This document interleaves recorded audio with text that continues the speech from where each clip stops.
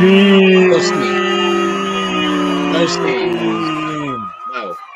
We did it, guys. We did it. We've made it. Also, who's this guy? Hi there. Did we make it? Nice to meet you. I think we replaced the Aussie with someone this week. I think he's Californian. Is it? No, I think he is Florida man. Yes, same difference. Florida man. Yeah. California and Florida are two very different places. Don't lump me in a Florida man category, okay?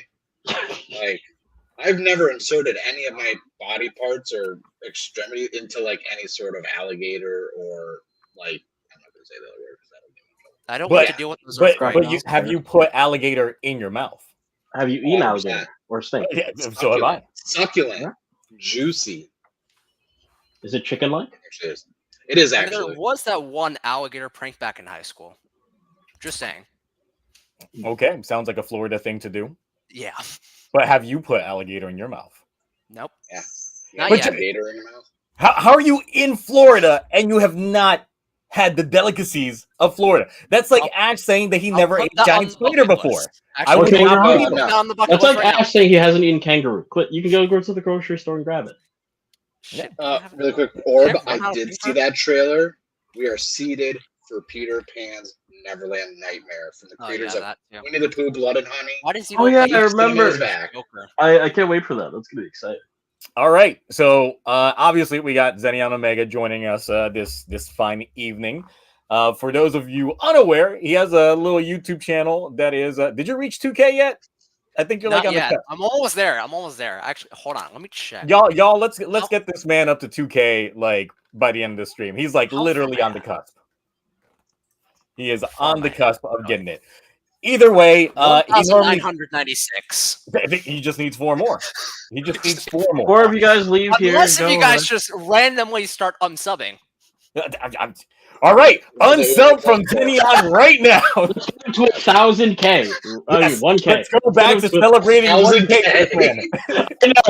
I'm not all here. I've been sick for the last 3 weeks. Okay, give me a chance. I missed you, Cloudy. Hopefully you're feeling better. I am. Thank you. But yes, it was the convention, by the way.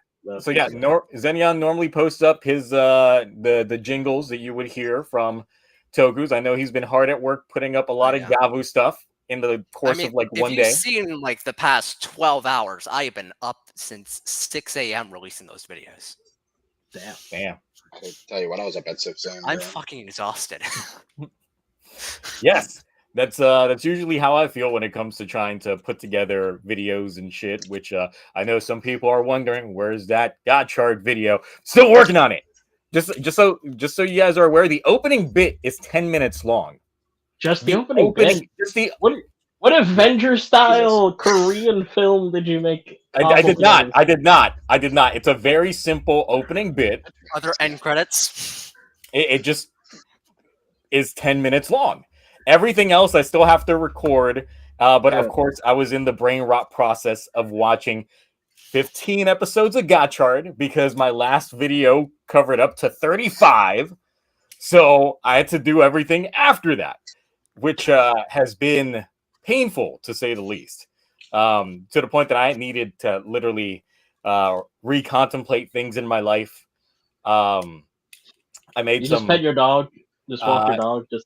No, my dog's got a yeast infection, so she's still rocking the cone right now. So I've been in my heart of hearts, I was like, I need something that's good card related. So my god, no, say it out loud. No, everyone quiet. Say it slowly. With a lot of patience. So I put money on the Blade CSM. Oh, let's go. So yes, The reissue of the Blade CSM that's coming out in like a month or so, and I was just like, yeah, let me get some good card. Let me get some good card action over here. So I got that Blade CSM. So literally, Mark, I need those STL files for these dice. I know, I gotta look. You gotta remind Wait, me, dude. I gotta ask Yeah, DL. I'm high a lot, okay? I'm really high a lot of the time, so like I need like. We talked about that earlier. He did. Yes. But Z, I gotta ask.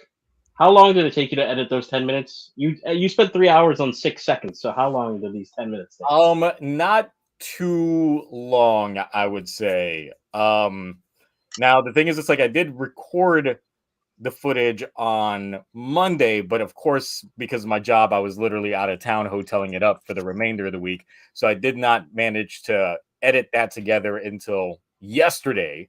And then once I finished cobbling that together, I actually got on Discord for a little bit, shared it with some folks just to get some feedback regarding it.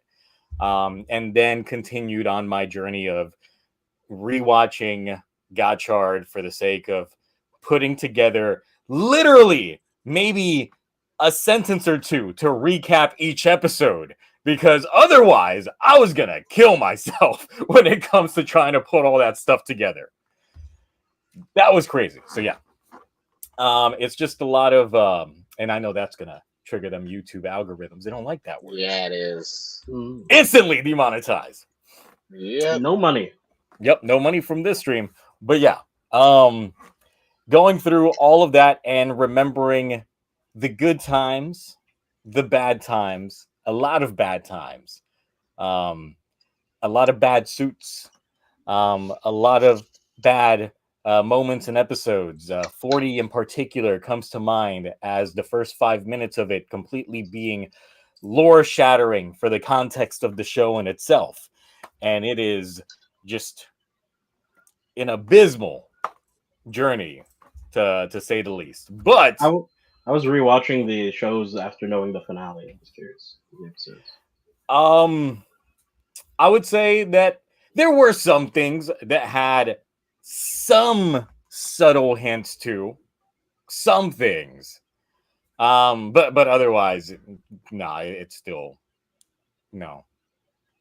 Because I'm not rewatching the show for a long time. Just like I don't think I'll rewatch this show. Once I'm done, I'll do it. So it's not that great. But yes, going back around the room. Cloudy, we missed you last week. No, you were sick. I went to a convention, and this is why I don't go to conventions, because there are people there, and I'm a very immune, weak person, so I get very sick easily. You don't wear like a full body suit to cover up your face and stuff? You can just cosplay as Jake Gyllenhaal from Bubble Boy. No, I cosplayed as I thought I told you, Lelouch. I was wearing a helmet and a mask under and gloves. Oh yeah. So clearly that mask wasn't good enough then. Yeah. Well, there was two masks. I had a mask under and a mask over. So, it didn't go well. Okay. It was a good time though. All right. I mean, at least you're better off than I guess the folks that went to PMC, according to Mark. So.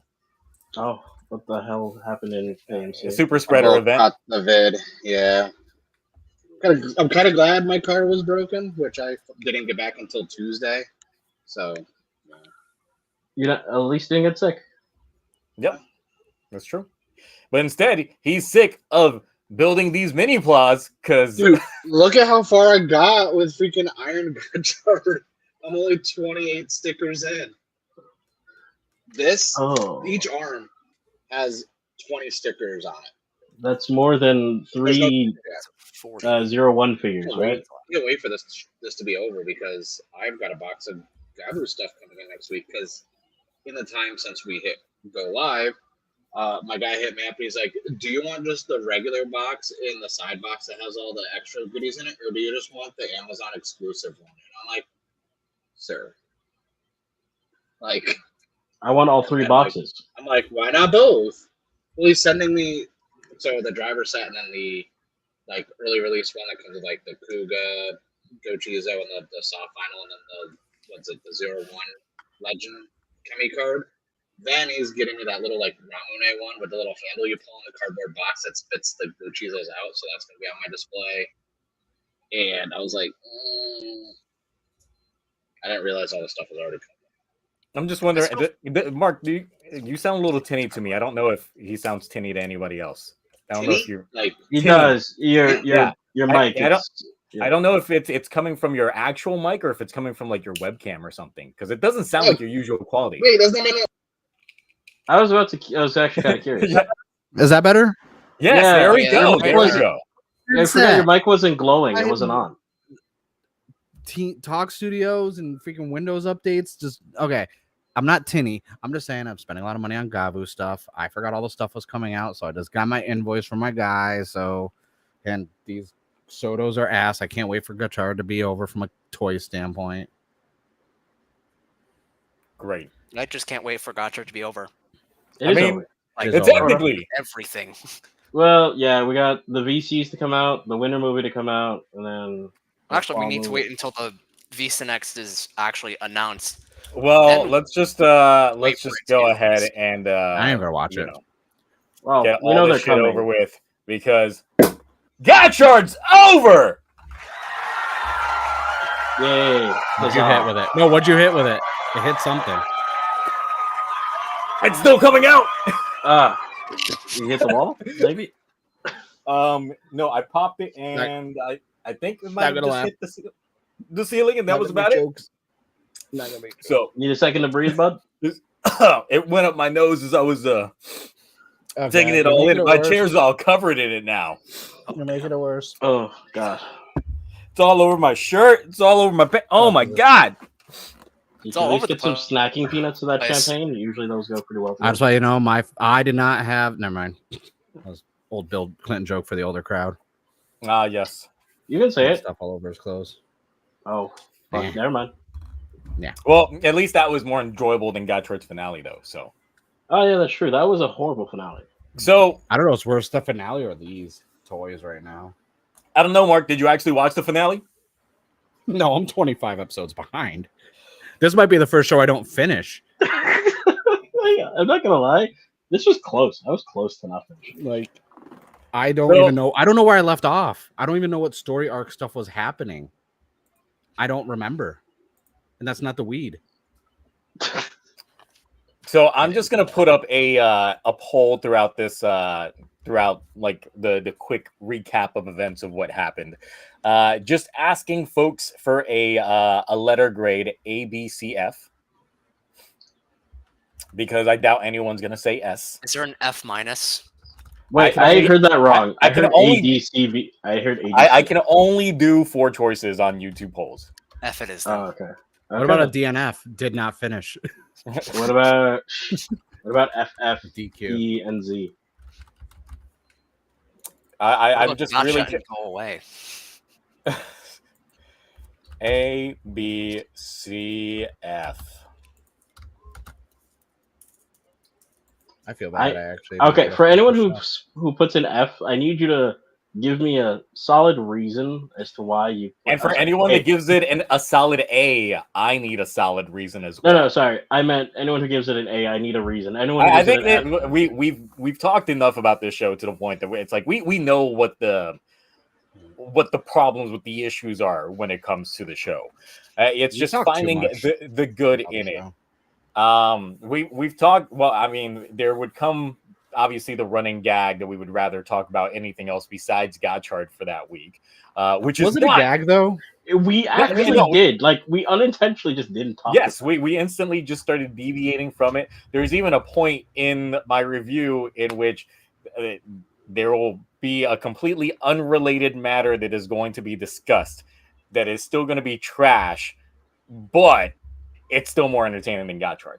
So My favorite thing on social media has been the fact that like people are now, because Gotchard brought up the conversation for Forze and Ghost, because those are very polarizing seasons, and even Wizard, and a lot more people are coming around to those 3 shows. And I was like, see, go back to my ranking commentary videos and delete your comments making fun of me for rating Ghost, Forze, and Wizard so high.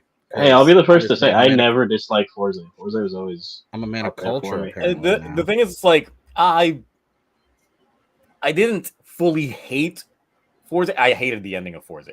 I hated that ending with a passion. it was a wholesome ending. It was a nice little graduation thing. Yeah, still, I mean, the school environment for me is just, but at least it was more of a thing. Hey, listen, that was more of a school environment than we ever got in the Exactly. show. So all right, let's actually talk about this episode of Gotchard. So No, first things first. So Gideon obviously turned Minato to gold, and then from his giant Rubik's cube in the sky, he summons Dread Troopers to start playing Splatoon with the world to make it gold.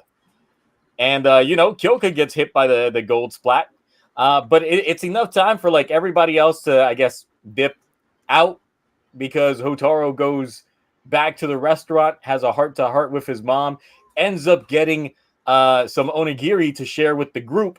And I guess throughout that time, the Dread Troopers just stopped painting the world gold. I really don't understand.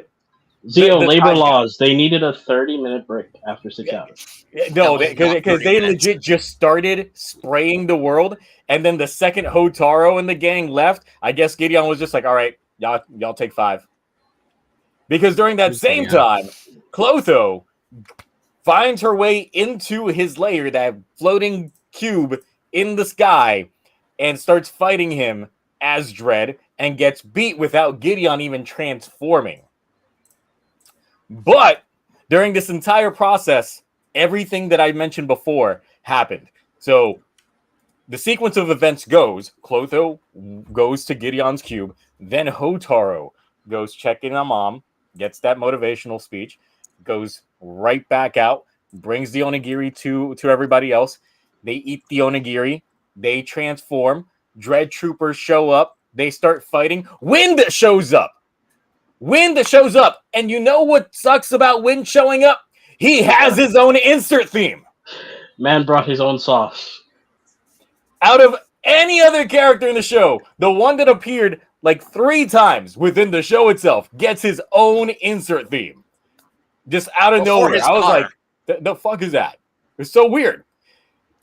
So then while that's going on, Hotaru pretty much pulls a saber rainbow bridge and makes a bridge to drive all the way to the Rubik's Cube. That, remember, Clotho just magically got inside, while Hotaru has to make a land bridge to be able to go all the way over there. And when he gets over there, Clotho's dead. Or rather, she's dying. And so now all 3 of the sisters are gone. So, honestly, all their deaths kind of felt like they went out in a whimper. There was no real, it was a rush, substance feeling for any of their going aways. And then we get triggered to the final battle with a very awkwardly wide angle lens shot of Hotaru and Gideon in the Rubik's Cube transforming. Helmet coming in last. No broken helmet during this fight, because remember, no broken helmet. We got broken helmet. No broken helmet. Because remember, we got the broken helmet way early on with Spanner. Way early on. Spanner got that far. Yeah, Spanner got the broken helmet treatment ages ago. Oh, well, he also got it again, I think, was it 4 or 3 episodes before the finale as well? It was when he got beat by Hotaru. Yeah. How are you going to give a mid character the broken helmet scene? No, because he's the main character the whole time. Legend is the main character the whole time. But besides that, so they have their fight, and essentially Gideon just starts blasting things into gold. He blasts Nijigan into being gold. That knocks Gotchard out of rainbow form. So as he starts blasting shit into gold, they just become still, inanimate. He actually ends up winning. He succeeds in turning Hotaru gold. Everybody else is goldenized. The world starts getting goldenized, and it's pretty much the end. His vision is coming true. He is getting the perfect stillness. And then, through the power of sure determination, frozen golden Hotaru manages to bust out of the gold, move while gold, and punch Gideon in the face and break out of being gold. Then says that he is the best alchemist that ever lived, and proves it by reconstructing his driver that was broken by Gideon, and makes it into the Daybreak Gotchard driver. So he makes it into that one. Yes. Which I'll have to cut you on that one. It's actually not the Daybreak Gotchard driver. It's just the Gotchard driver evolved that looks like the Daybreak Gotchard driver, but isn't called the Daybreak Gotchard driver. But is it going to be sold in the same box as the Daybreak driver? Probably. Yeah, basically. See, so it doesn't matter. It's basically the same thing. It just has the red side. It still has the gold accents. It's only for one episode. Yes. No, not even. It's also not even for the whole. It doesn't even say that way. So then he pulls out the new Hopper one and 10-liner cards and makes them into 10-liner? Whatever. Really quick, Yes. I have a couple questions before you continue. Who's Wind in Gideon? Wind is. I have not watched. Wind is I haven't Fuga, watched who is since- Rine's father, who is also a common that's writer. lame. And Gideon is the guy who was their master behind the door forever. There's Yes. other who came out the back side of the door apparently. Alright. Yeah. I regret asking, but thank you for answering. Yeah. So he transforms and essentially becomes Gotchard in base. Actually, no, he's Gotchard Ultima. Let me get that right. So he looks exactly like regular Gotchard, except he's got the red belt now. Why is That's Reiwa doing this? Why does Reiwa keep doing I thought we this? stopped at It Revised. looked like there was a tinge of No, green to it. I saw a clip we- on Twitter. We didn't do it for Geets. We didn't do it for Revice, but every other season did it. Now, if you thought what I said before was bad, what he does next is the worst piece of shit ever. He then takes all of the Dread Troopers that are around the world and all the gold and flings them into space and transmutes them into a new planet Earth, right outside Earth. Yeah, he that's makes what a new the Dragon Ball the Z solar is that system. shit? Yeah, he made a new planet for the Chemis. He basically made a new Namek. Yeah, no one. And the thing is, it literally is Earth. I looked back at the episode. The continents are all there. They didn't even pull a King Oger where they at least tried to make reverse Africa. Here, it was literally Earth. It was literally just Earth. And he proceeds to punch Gideon straight into that new planet where all the chemis are there. And he just pretty much gets beat with all the chemis. The majority of the chemis are floating PNGs. Some of them are in wild forms for some odd reason, probably because they never made a proper animation of their singular form. It's just a shit show in terms of animation prospects, and we get our scaling has double. gone They out the didn't window. even bring by the way. back I'm just the gonna say. King Fire's actor. They just CGI'd him Yeah, sure. on top of X-Rex. X-Rex. Could you say And- how the power scaling has gone crazy from this point? The power scaling went from 0 to like 3,000 in 2 seconds just by the power of determination. Like we went Because- from Hotaru went from literally being just bad at alchemy, like he wasn't Yes. really that good at it, to I made a planet. Out of what? What did he make a planet out of? he made it out of Dread what? Troopers and gold. Like, would he have to like individually transmute them into like the earth, the water, the Yes, atmosphere? every Right. little he thing. did it in 2 seconds. I don't 2 think whatever. He just did that. It's got a core, maybe. I don't know. So yes, he beats Gideon. The end, except epilogue proceeds with Hotaru explaining to Legend while he's in his bathtub of jewels what happened right after.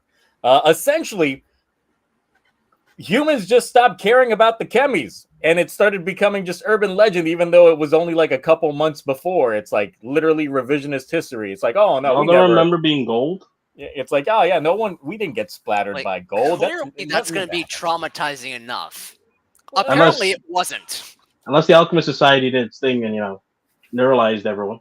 What Alchemist Nope, Society? they Remember, didn't do Spanner anything. took them all down like 3 episodes before. don't By that I remember mean, what's his name? What else? Probably Minato. No, I mean, literally, the way that Hotaru is explaining this is that chemis just became a thing of urban legend, and humans just stopped caring. Yeah, that's wow. Interesting. Sounds about right. So yeah, I that's stopped caring a long time ago. So that's the odd part about that. Spanner decides. I mean, he's still catching L's because Kyoka beats him at chess. while they're in school. yeah. And meanwhile, like, because people, I guess, are openly know about Alchemist, this is why you can't write off the whole memory rewrite thing, is because of the events. The enrollment to Alchemist school had like quadrupled. They got new students. So obviously people are aware of alchemy now. And they're still not really addressing that in terms of like the scope of the world and what that really means. Rene decides to continue her studies to become a better alchemist than her dad. Hotaro's dad is still a mystery because we still see. Yes. So we do get a shot of the mom, like, just looking at the photo again, and there was still a glare over Hotaro's dad's face, so we don't even get the inkling of that. And the big send-off to it all is just that new planet that Hotaro made, the one that's pretty much the size of Earth, is going to be home to only the chemis. So a big old planet for 101 chemis. I'm just saying, you could solve like a lot of the overpopulation issues of the planet, and maybe some food issues by like, because you can cultivate that shit. You know what I'm saying? Technically, monetize overpopulation would still be a problem. I mean, think of all the extra land you could use to cultivate food and all that other supplies. I turned into Chemi World. Looking at the logistics of where he manifested Earth close to Earth, technically that second Earth is closer to Earth than the moon is. So you should visibly be able to see the other Earth from the night sky. Actually, from the day sky. You should be able. They should be tidally locked. The gravitational pull. It would. I'm not good. Now I'll tell you this: the second. What if the second Earth just collide with the moon? One day. No, not really. It would, like, because the moon rotates around the Earth. It wouldn't unless somehow they came in close enough to touch, and the moon never comes that close to the planet. At least not as close as that other Earth is. Now there's a few issues with this planet of chemis besides, that problem that I'll get into in a moment. But also the fact that, the chemis are now freely roaming around this new planet. What's stopping new bad guy from just going to said planet and just taking? What's stopping Elon Musk? What do you mean they can't go? They can't afford a rocket ship. NASA's out of commission. No one's going. And so there's a couple issues that I really have with that. For one, it's like we already had a parallel dimension known as the Ouroboros realm. It's almost like they forgot that was a thing. Something that typically only alchemists can access. Where Hotaro was as a kid, but let's forget that was ever a thing because they never really gave us the payoff to that.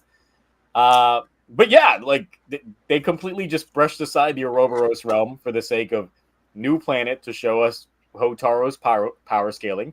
So yeah, I really do think that that's going to end up being a plot point in a future crossover or whatever they continue doing with Gotchard in the future, because clearly they got some plans.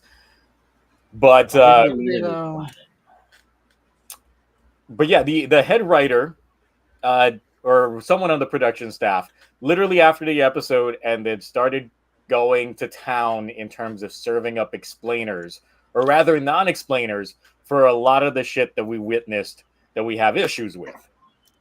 So the first thing is regarding that planet. He does say that. Hold on, we got a super chat. $5 from Musa Muteki. Let's see.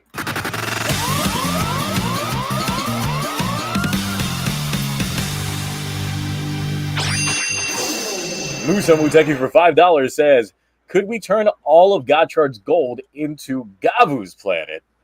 All or the writer cringe gotta recycle into goodness somewhere. Maybe we'll find Sig Milk there.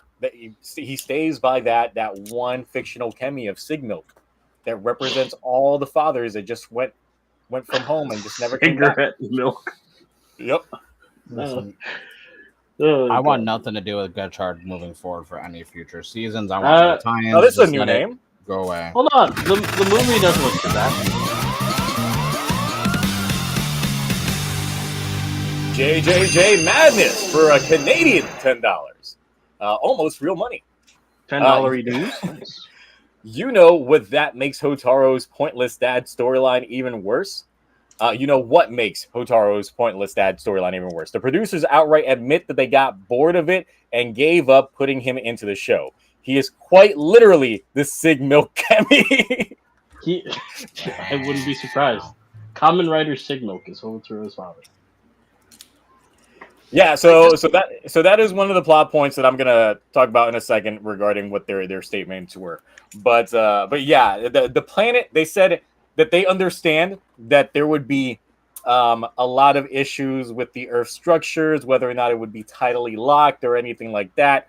But then they say, well, the planet was made of zero matter, so it does not have weight and should not cause. And I'm just like, so it's a holographic, and how the hell are they standing on it? Like this Also, is just So, like, you're this is an telling even me worse explainer. Also, So the what do you gold mean just zero doesn't have matter? matter. Gold is matter. Gold is matter, and that's what No, they by zero matter, he means it. The ending doesn't matter. That's what he means. Oh, okay, I Nothing see. about the That- show yeah. matters. Yeah, Thank you, that's what he Mark. meant That by makes zero sense. matter. Okay. Yeah, no problem. That's what I'm here for. I appreciate you, Mark. It's not that. No problem. Yeah, I don't think that's how it works. You can't transmute matter into anti. Even then, it's not antimatter. You're literally The most you could do would you're- be like matter into energy, and then even then, it's a solid it's construct. yeah, it would be a light construct essentially. Would be if you're trying to get technical with it. But even then, it wouldn't explain the foliage, The skyline, yes, the 'cause oxygen, the fact that they're clearly plants that are sustaining. it's the Yeah, most pulled out of quick your ass Google like search. excuse ever. At least when other writer shows did this type of stuff, it kind of sort of made more sense. Like Build's ending, spoilers for Build, they literally bring in another Earth and merge it with their current Earth just to fucking fix things. Yep. But Which it didn't worked out. fix anything. It just brought everyone back from the dead. It did That's fix all. everything, apparently.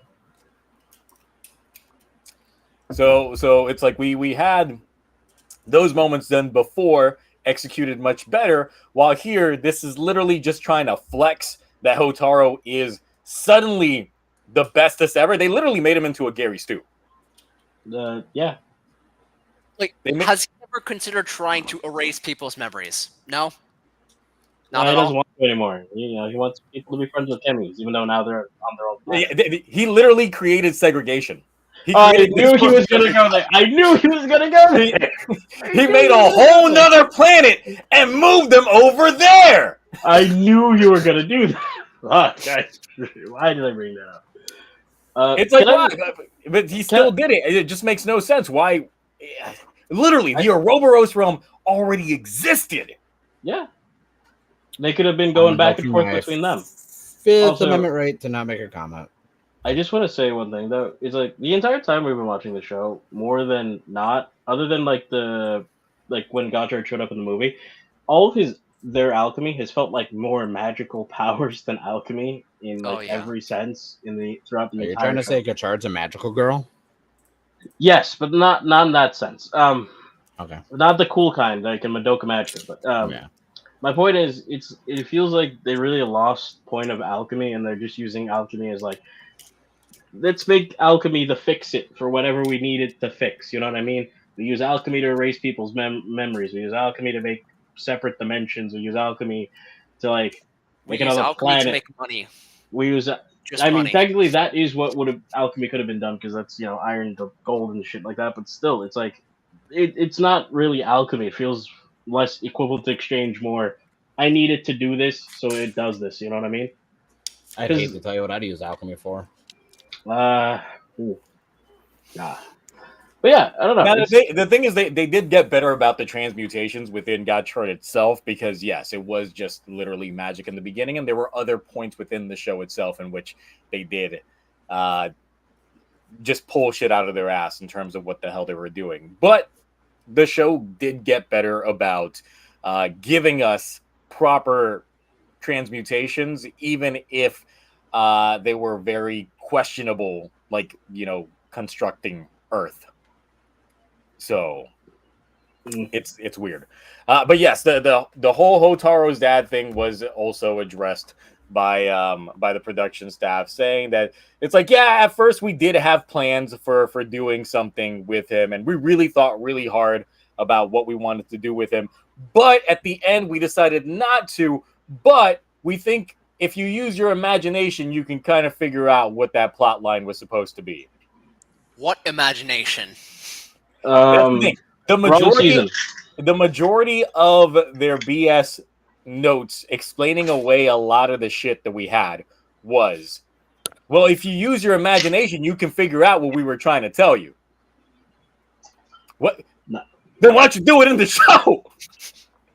That would have been the perfect case of show us, don't sort tell of us, like please. quote unquote imagination was back in like the Tens episode where Hotaro's father's goggles were used for the Gotchard igniter, which were in the Ouroboros realm, which were never explained. Why Hotaro was even in the Ouroboros realm to begin with as a kid. They never addressed it. Once again, you can kind of make your assumptions that his dad was an alchemist, but at the same time, it's like if he was in the Ouroboros realm, right within line of sight of Fuga, and Fuga was the one that did the memory wipe. Fuga should know who Hotaro's dad is. Also, Hotaro should have his memories back of that time. Yes, he should have, because everybody got their memories back. But he doesn't, or he never acknowledges it.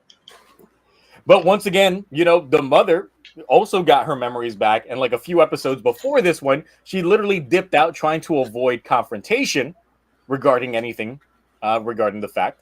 But now there is we do have a scene in which Gideon and Hotaro's mom are in the same room with this episode, but there's no process in which she kind of gets something from Gideon, so it doesn't allude to Gideon being a homunculi of Hotaro's dad as much as that would actually make some sense a little bit.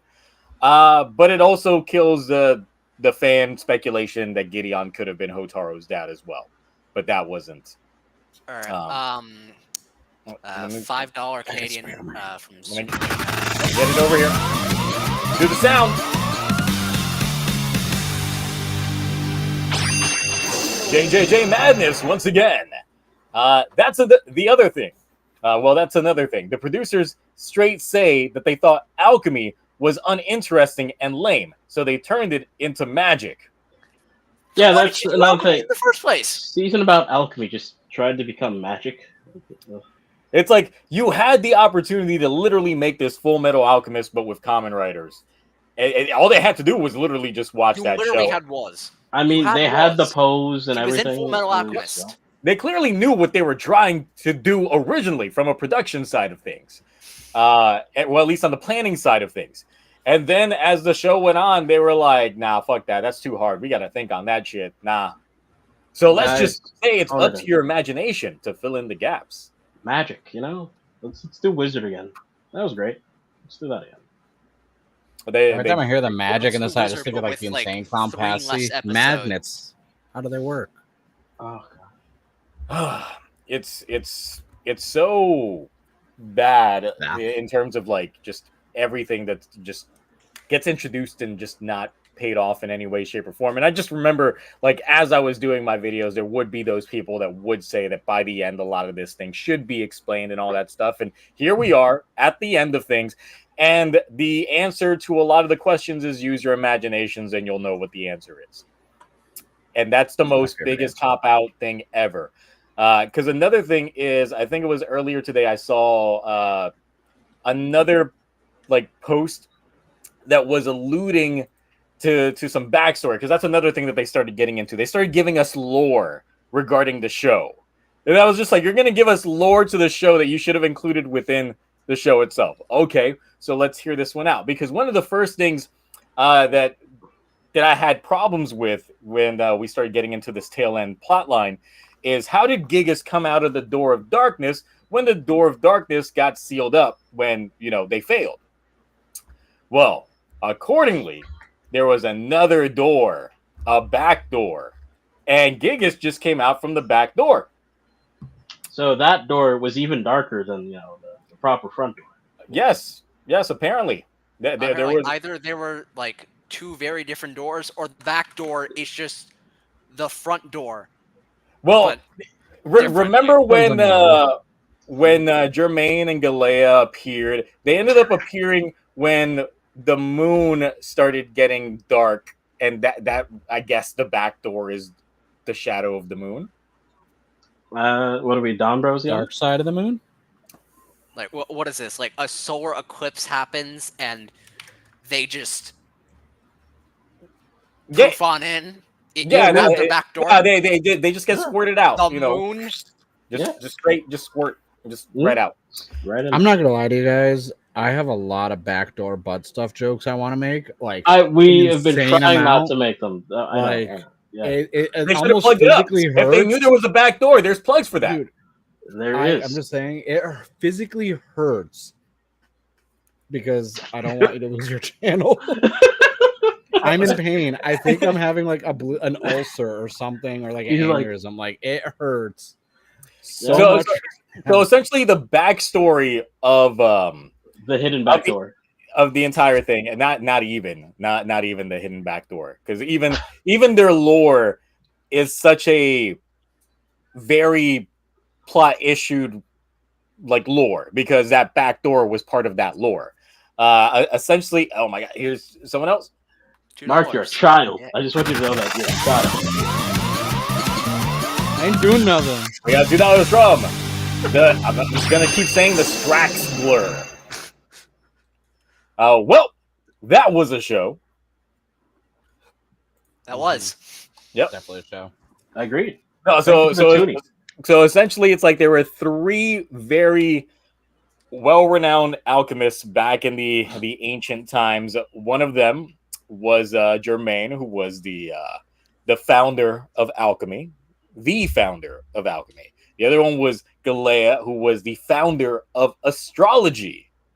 And then we have Gigist, who is the founder of essentially it's like bloodline techniques. So like Naruto Genkai, yes. Because I mean, remember, technically it's alluded to that Spanner is actually a descendant of Gigas back when he was human. That's how he has his black flames, because he's a descendant from Gigas, which once again doesn't get properly explained within the show, but you can kind of now, knowing that he's the founder of Kekkei Genkais or something similar to the like, then that makes a lot more sense. But once again, this is something that was thrown in by the production staff well after the fact. So they essentially end up getting obsessed with the Philosopher's Stone to the point that in their search to try and claim it, they shed their humanity, become the physical beings you see them as now, and then end up merging to become the Dark King.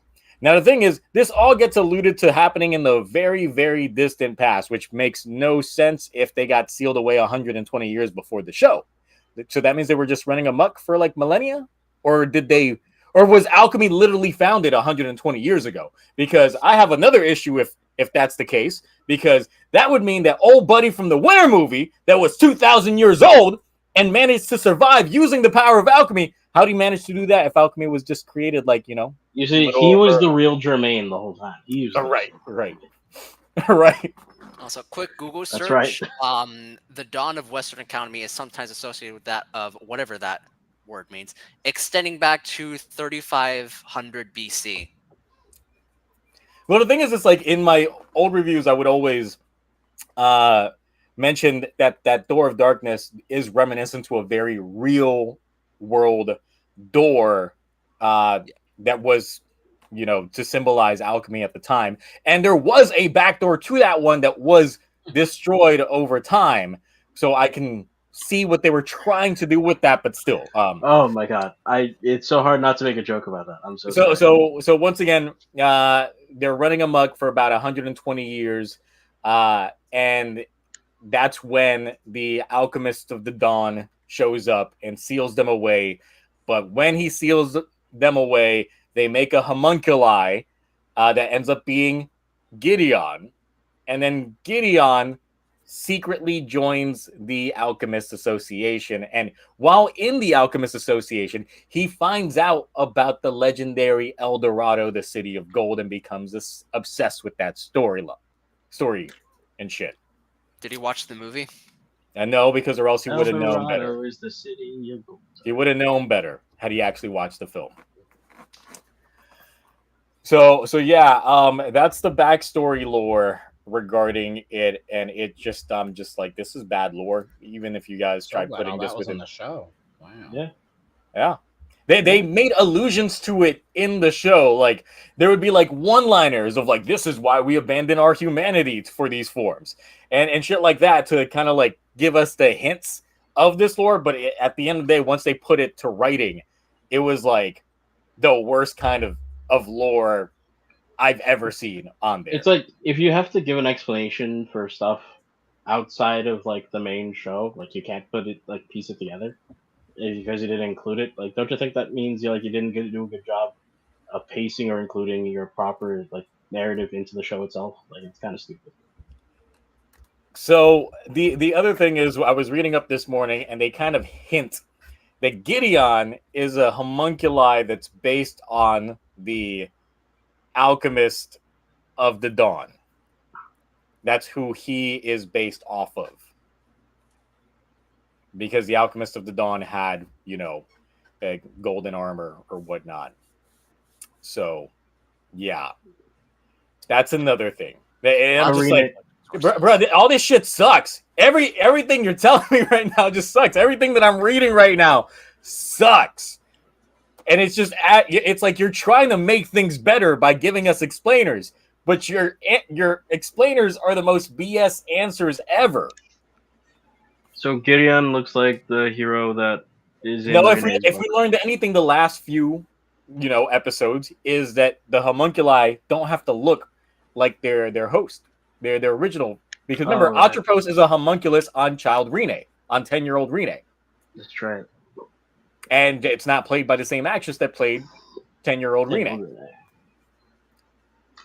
Okay. But yeah, they with that illusion, they also say that there was something that drew Gideon to Hotaro's mom, implying that yes, Hotaro's dad was the Alchemist of the Dawn. And I'm still like, then why didn't y'all do it? Yeah, you could have done it. Because there's technically wouldn't be there is no proper explainer for Hotaro's dad. If he was the Alchemist of the Dawn, what happened to him? Did he actually die? All you had to tell us was that he died. Also, how old would he be in this set? Old. At least 120. Yeah, apparently at least 120. Yeah, this was the show of shows. I'd like my 366 days back. You didn't spend 366 days watching the show. I mean, and technically, it's over 1,000 hours spent for anyone who just watched the episodes one time for each of them. So what, 3,000 for you? It's like what is funny is it was on Tuesday, I think.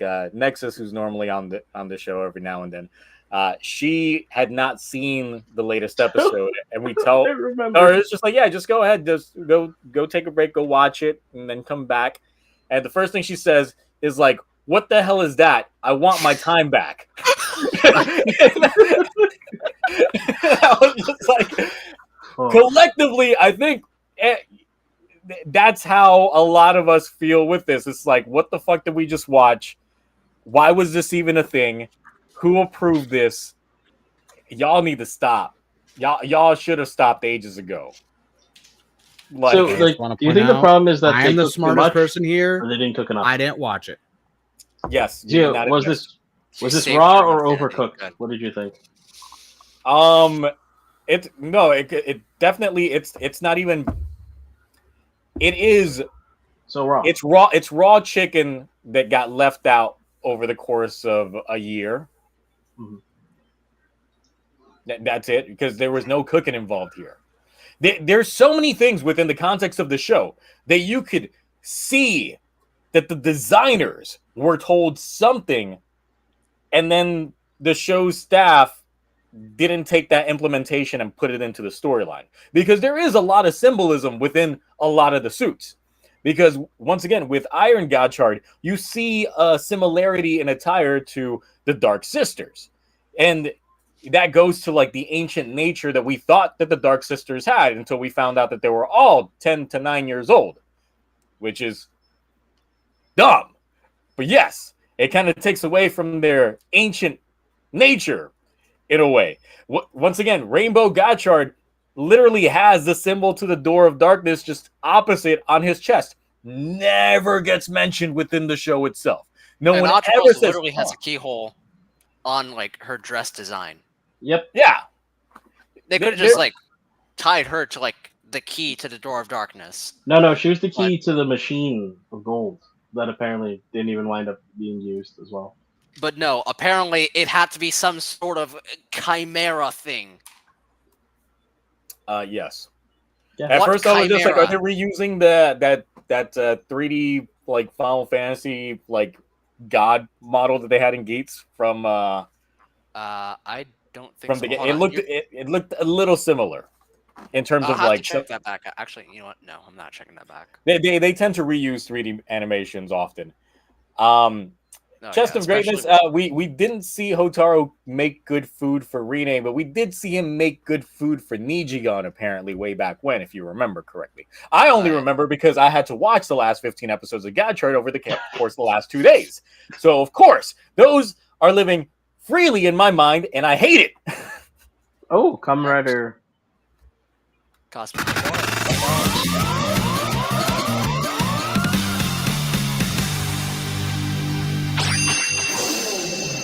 Kamen Rider Cosmic Killer for $5 says, sad because I like the I'm Three just Dark gonna call them Sisters. the Abyssal Sisters motive, reminiscent of the Egyptians who were the best recorded alchemists. Yes, the ancient Egyptians were also dabbled with alchemy during that period of time as well. So there's a lot of cool callbacks that they could have made, had allusions to, and then the show just didn't pay off. If anything, this was the show that had hardly any payoffs. And the payoffs that they did, they kind of did too little, too late, like in the case of like Sabimaru's character arc, Kajiki's character arc, and things like that. It's It just left a lot of things in the air that really could have been fleshed out. Oh, another yeah, $10 absolutely. Canadian dollars. All right, JJJ Madness back at it again.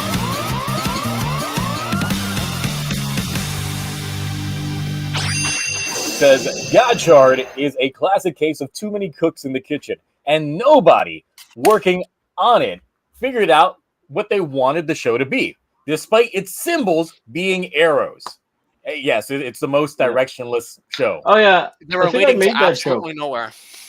I made that joke like 14 episodes of the show because I was like, what's the point of the show? Even though Literally. you guys got all the arrows. What's the point?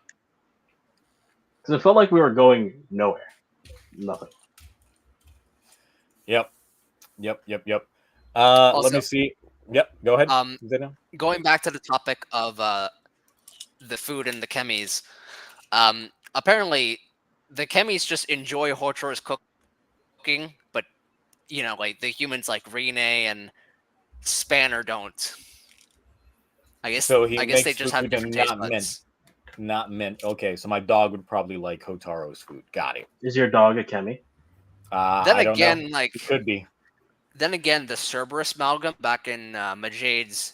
Oh TV yeah, reboot yeah. didn't Oh, like the right. cream puffs. He didn't. Yeah, he hated it. Yeah, That no, was that's actually sweet meat. kind of funny. So, what do you guys don't like Gotchard? I mean, we've literally been saying for several months, like we've been laying the case. It's a A show whole year. that is literally directionless. There was nothing like to go on, and the thing is, this is not something that I'm gonna blame on the actors because it's not the actors' fault. It's not They were entirely the working with writer's fault materials. either. The writers also like they had to work with whatever the studio was throwing in their minds. And no, if you want good Gotchard content, like some of the supplemental content that they did release, Class 3G, for example, I wish the show was more like that because those actors were definitely selling their roles. It was a lot more funnier, giving that perspective of them. And it's just more enjoyable in that aspect that we had on there. And But the play was also really good. the play that was technically part of the show, but then within the context of the play isolated by itself, very hilarious. It with a show with technically 3 head writers at this point. I mean, we had 2 head writers to start with, and then Akiko was brought in to kind of like either level the mood or focus on the transitional episodes to going from a end of a story arc to start off a new story arc with a lighter tone, which in some cases would be tonal whiplash, in other cases would be just what the doctor ordered. But at the end of the day, it still didn't end up fixing the show. At the end, I do feel that having too many head writers for the show might have been an issue. Originally, I was optimistic because remember, we would have this conversation back when Revice ended. We had this conversation when Geets ended, and we kind of had this conversation with King Oger, where it just seemed like in the very beginning, it looked like they had a plan, but then shit happened and they didn't follow through with it. So we were thinking with 2 head writers, then they could offset, they could mismatch between episodes, like have one focus on 2 episode arc, then the next one starts the next 2 episode arc, that thing, or have one work on one half of the show and the other one work on the other half of the show. Neither scenario happened, and it turned out that it looks like one of the writers ended up taking the majority of the writing credits over the other one. Oh yeah, Hasegawa. I think that was the last name. Yep. Also, $10 from something? blah blah Blah, something. Let's see here.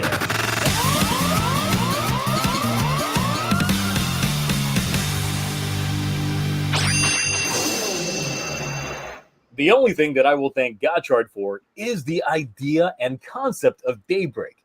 It was the only storyline that actually interested me due to the potential that it had.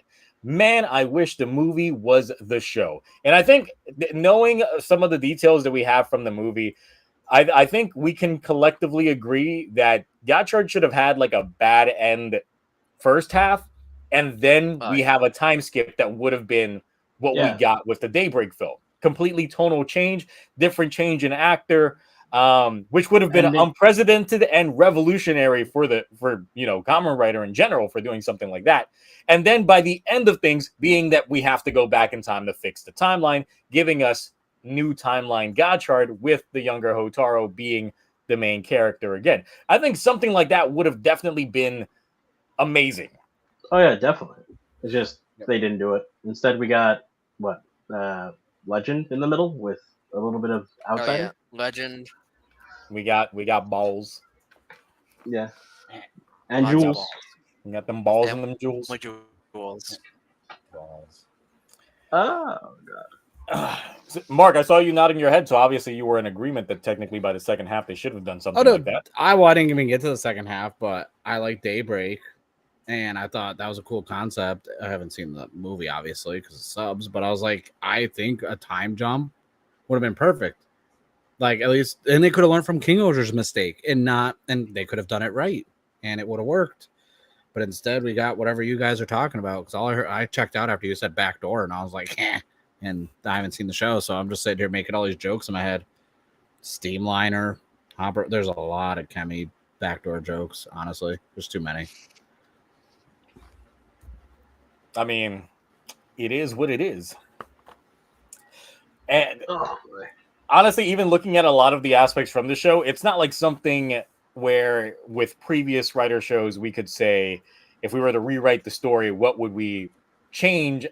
This would require a complete overhaul from everything start to finish from the show, because I really think that even from the beginning it started off kind of like in a muffled foot, and then it got a cast, and then it got more casts, and then it came out with a gimp leg, and then it just hobbled its way through until we had to throw in this other guy named Legend that completely ruined the fundamentals that were not really there, but kind of there for the show. And yeah, it's just a mess.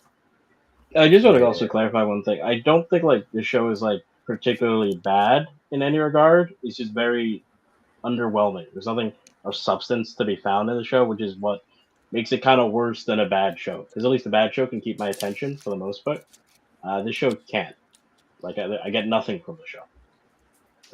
That's a problem. You know what I mean? There's Yeah. nothing satisfactory that you would get from it, and even then, it's like some of the forms like do look good. Like Platina Gotchard, sexy ass suit.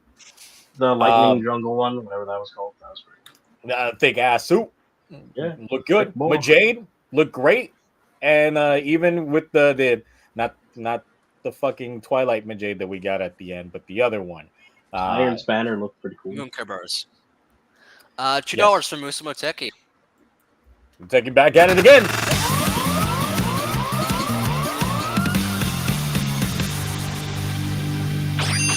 Remember when Dread was actually interesting? Dread is just the new Demons.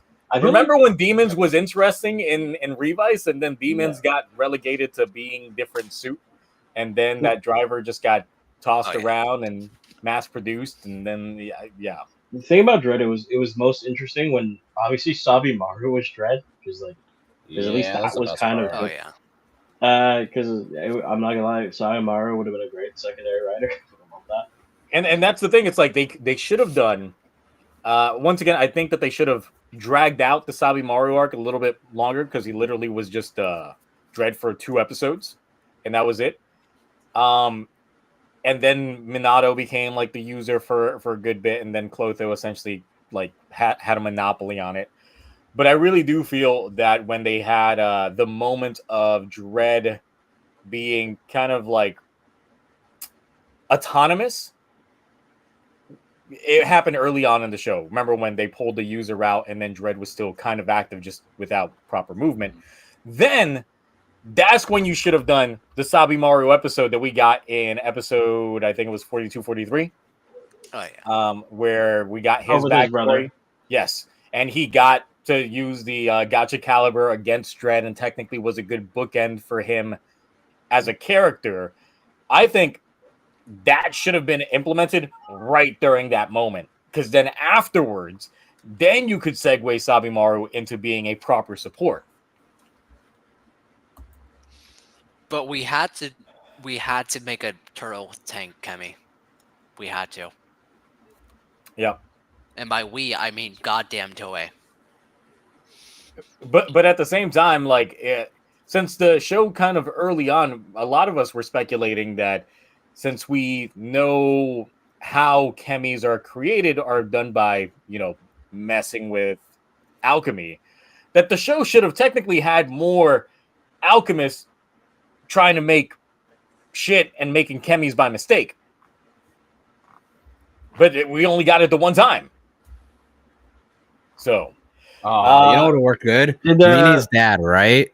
With Rene as a little girl, right? And they have a family dog. He's trying to make a new chemi.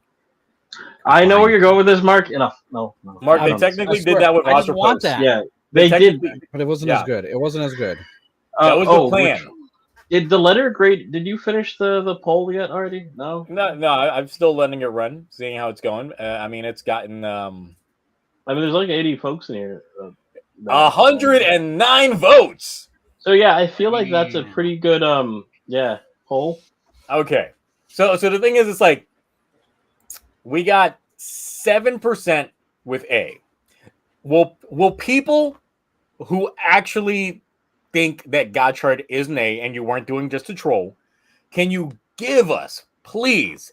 I beg of you, because this is one thing that I get very often is people saying Gotchard is good, and then the moment I ask, give me proper reasons, give me proper reasons for it. Don't just say I like the suits or something like that. You got to give me more than that. Like, I need proper substance. Why do you 7%? I just gotta know. I need to 7%. If this was the time to really come out with your writing prowess, this would be it. Hold on. Let me give us something for this occasion. Although I'm impressed. I like cards is not a proper reason. And you have other card writers. If anything, I feel that the cards weren't implemented into the show well enough. You have like one of the better shows, which is also a card writer, Blade. Yep. Someone say Blade? Because within this one, it's like it literally did skew like FCBA. So F 44%, C 33%, B 14%, and A with 7%. I'm not With gonna lie, 109 votes. A and B would interest me that there's like roughly 21% of people thought that the show was actually pretty good. I'm kind of curious about that. I need to know. That's weird. That interests me a bit because even C technically that's like C's like a passing score. That's like it's I. You know what I mean? Mr. Cool Guy also says that he likes the characters. Which characters and Elaborate. why? Because once again, it's like there's different breakdowns to things. Because I would still say that Hotaru is, from a character progression point, he's probably the weakest in Reiwa by far when it comes to character progression. Because you know how many times he needed pep talks to boost up his confidence? Claudia and I were talking about this the other day. Like, it happens too often. And then the second that he gets it, that's when he gets like the power creep. It's like he just needs a little he just needs a wingman to tell him, hey, you got this. If that's the case, then he just needed mom fighting by his side the entire time just to give him the boost, just to give him the Little buffs. pep talks. Then again, same could be said for Rene.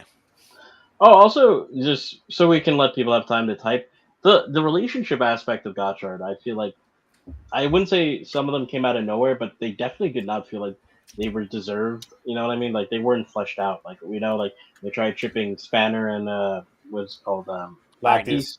Yep. And then Rine and Hotaro. I don't know if Sabimaru and Ringe got that far, but you know what I mean? Like, No, there's a lot of, Sabimaru like, and Rige definitely not. And that's the thing. It's like when you look at the intro kind of makes it seem like Ringe and Sabimaru are a thing, but I'm just like, y'all never showed us that within the show. Yeah.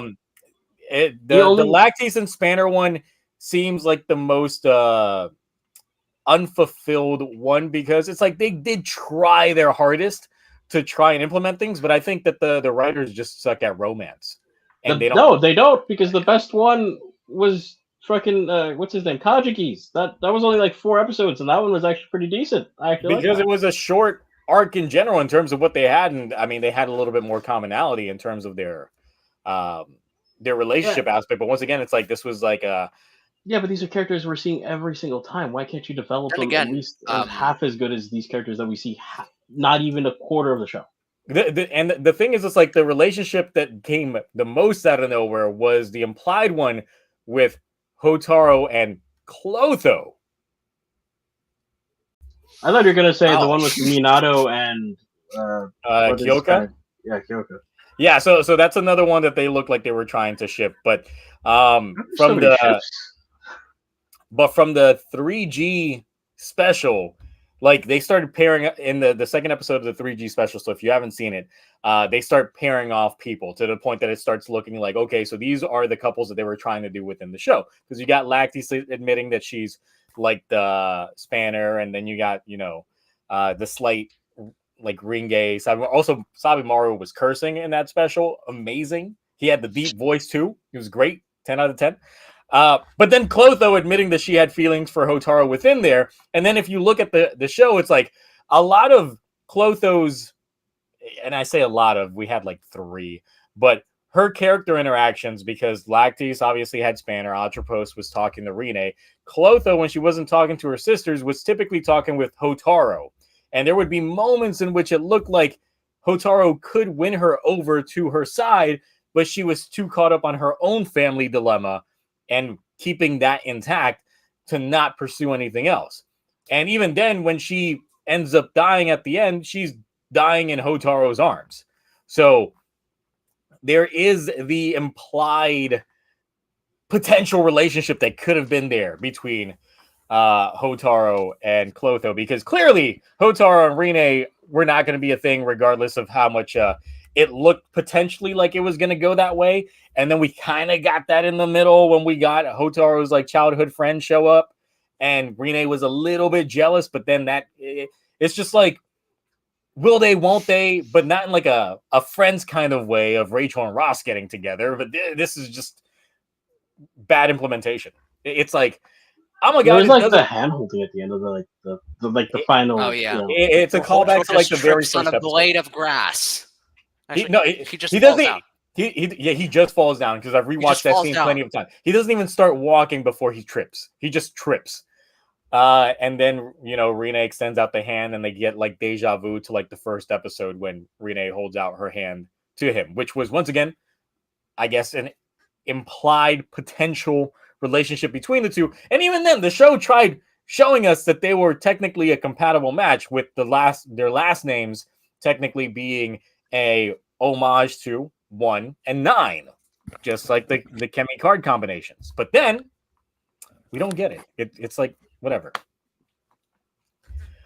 It's so awkward. So did we get any Gotchard defenders here saying some stuff? Did we get something? one person said something that I absolutely completely agree with.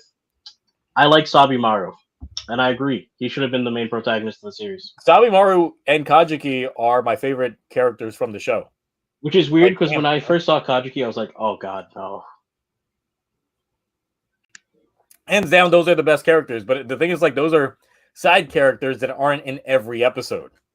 Yeah, it's true. So really, it's just like, just give me the V cinema of them, and I'll care. I hope we get a VC next to. But like you're saying, Gotchard is the best show. You're saying it's the best Kamen Rider show. Explain. Elaborate. I feel like and before the stream started, you were claiming these. And no, if Gotchard is the best show, why is your profile picture Geets? I'm just saying, if Gotchard is the best show, why is your profile picture Geets?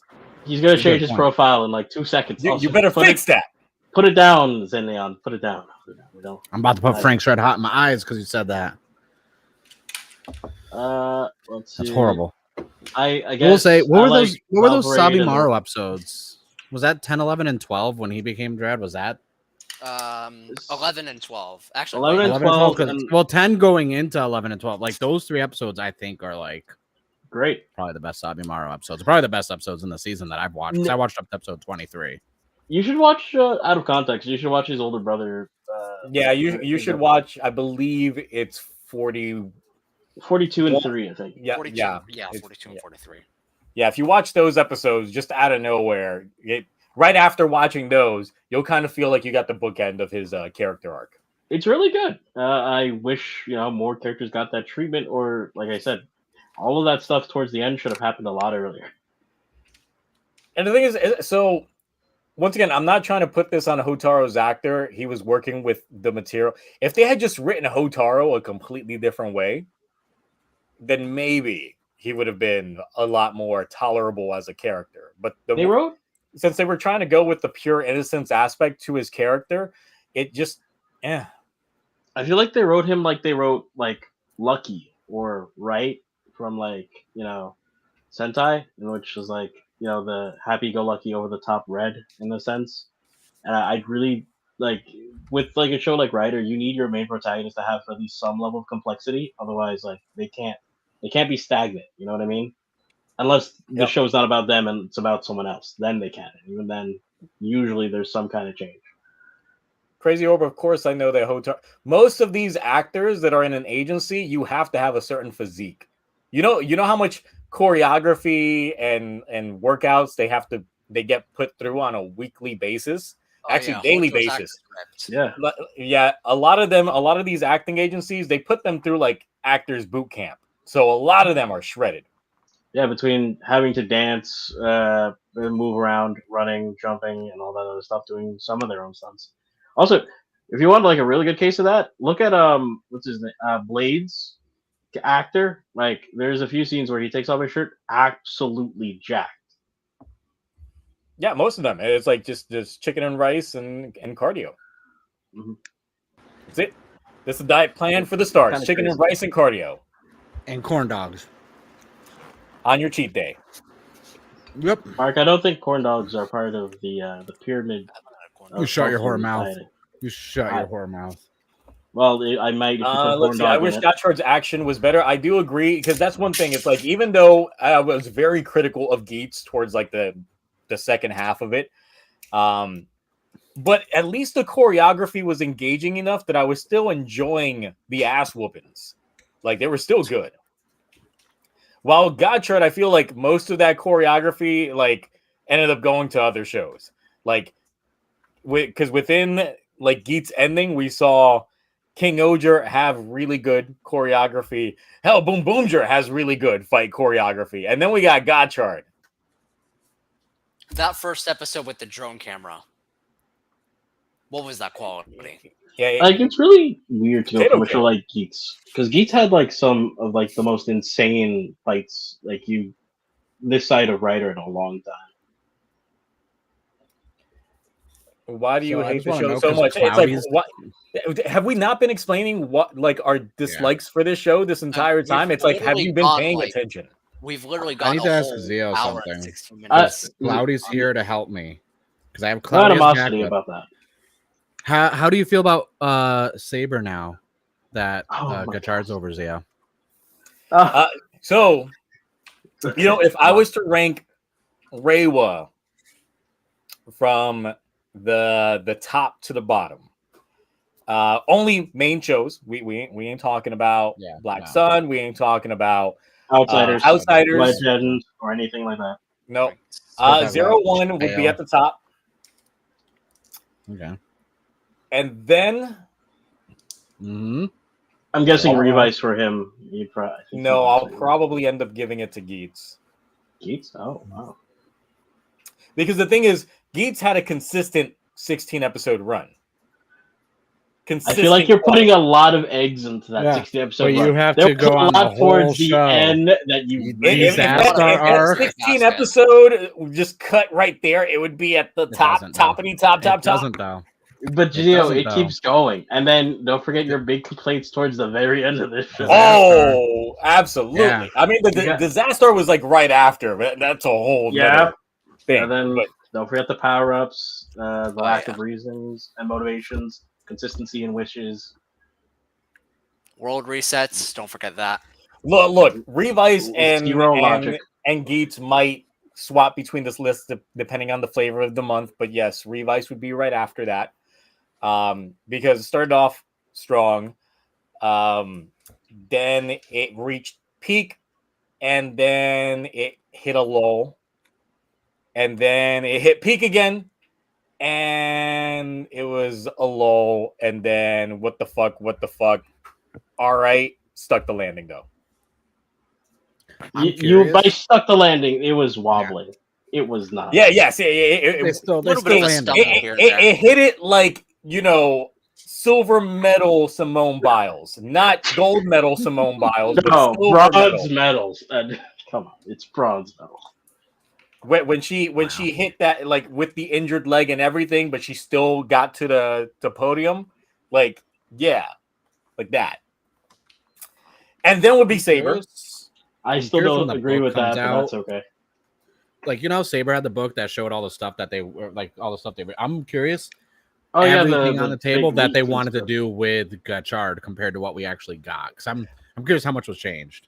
I'm curious on that aspect as well, but I don't think it's going to be as substantial as Saber, because Saber had a whole pandemic to deal with. Cool. Don't forget Geets surprisingly also had a lot that they chose that show as well.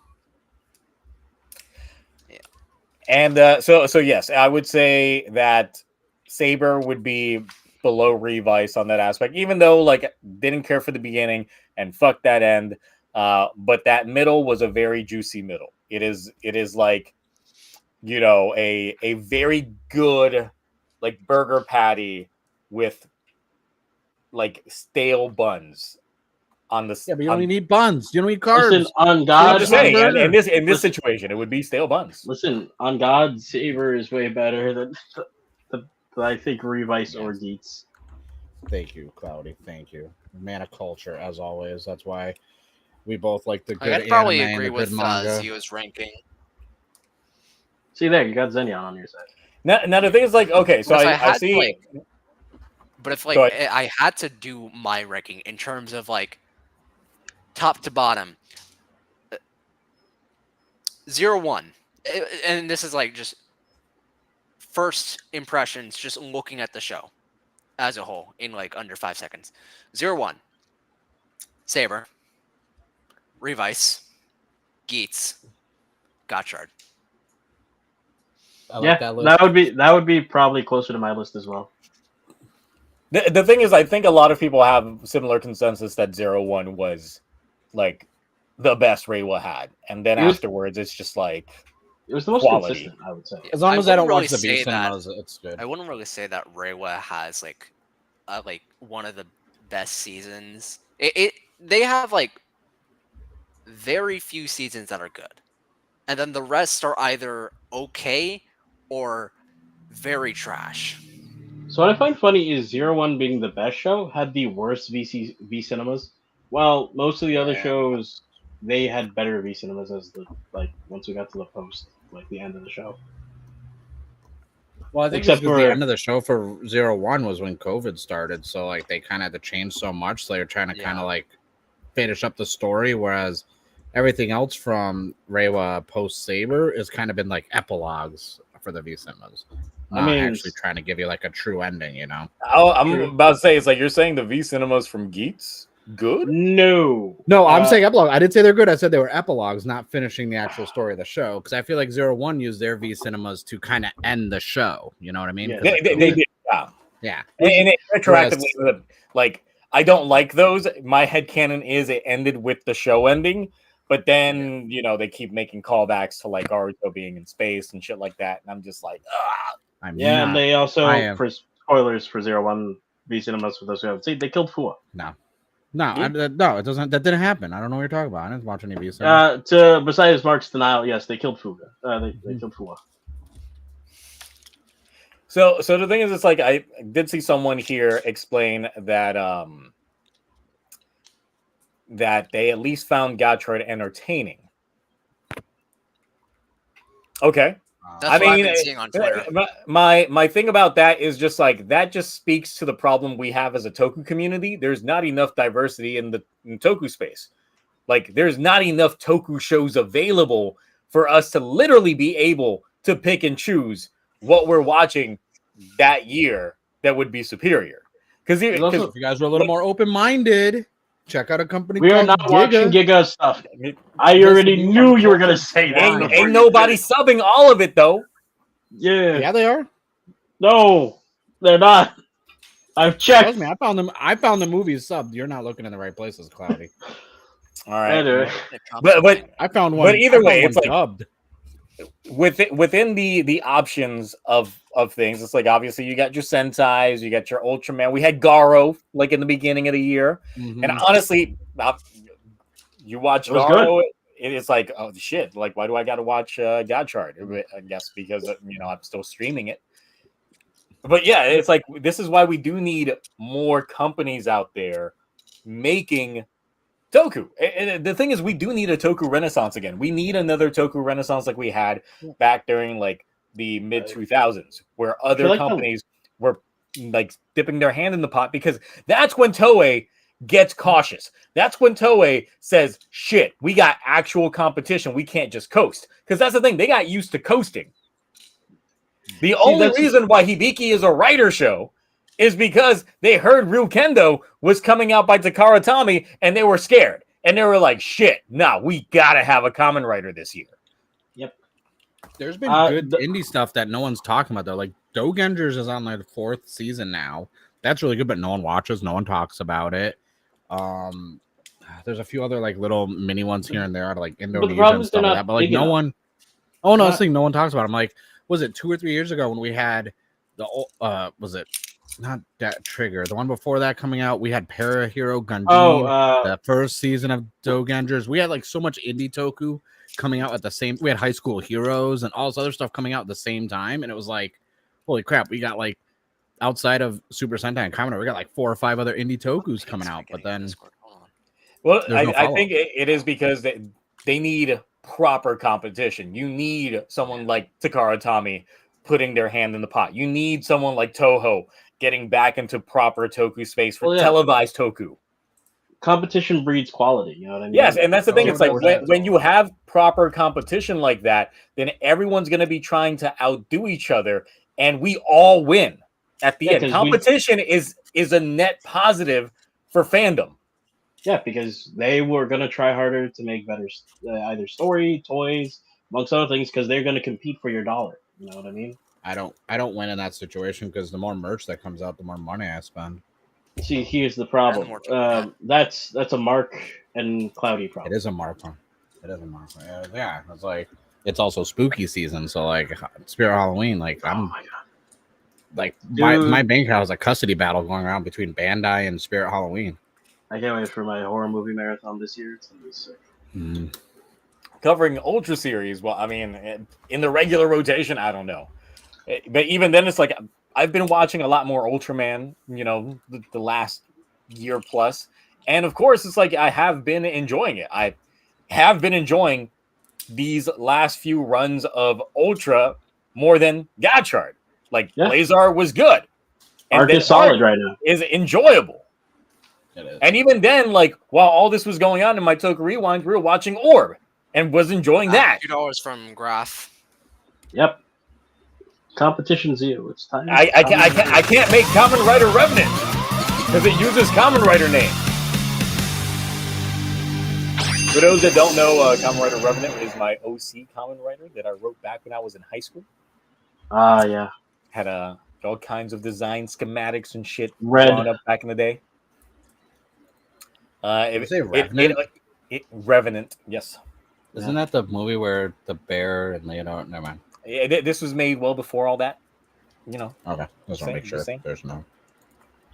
had other writers in there, such Oh. as Covenant. Oh, that reminds me, Mark. I Good gotta name, ask you good something. name. Quick tangent. Yes. Mark, you've seen Red Ranger Isekai, right? No, not yet. Friends? Oh, okay. Trust me, someone who read the manga? It's pretty good. So Wait, they're doing anime for it? Yeah, it's coming out. Oh. The I just saw trailer's been the out. Go-Go Loser Ranger stage show suits look amazing. Oh, yeah. I feel like no Might one's have to really stick been a talking about Go-Go Stegosaurus. Loser Ranger. More Because the people have been anime talking fell about... off. It's kind of mid.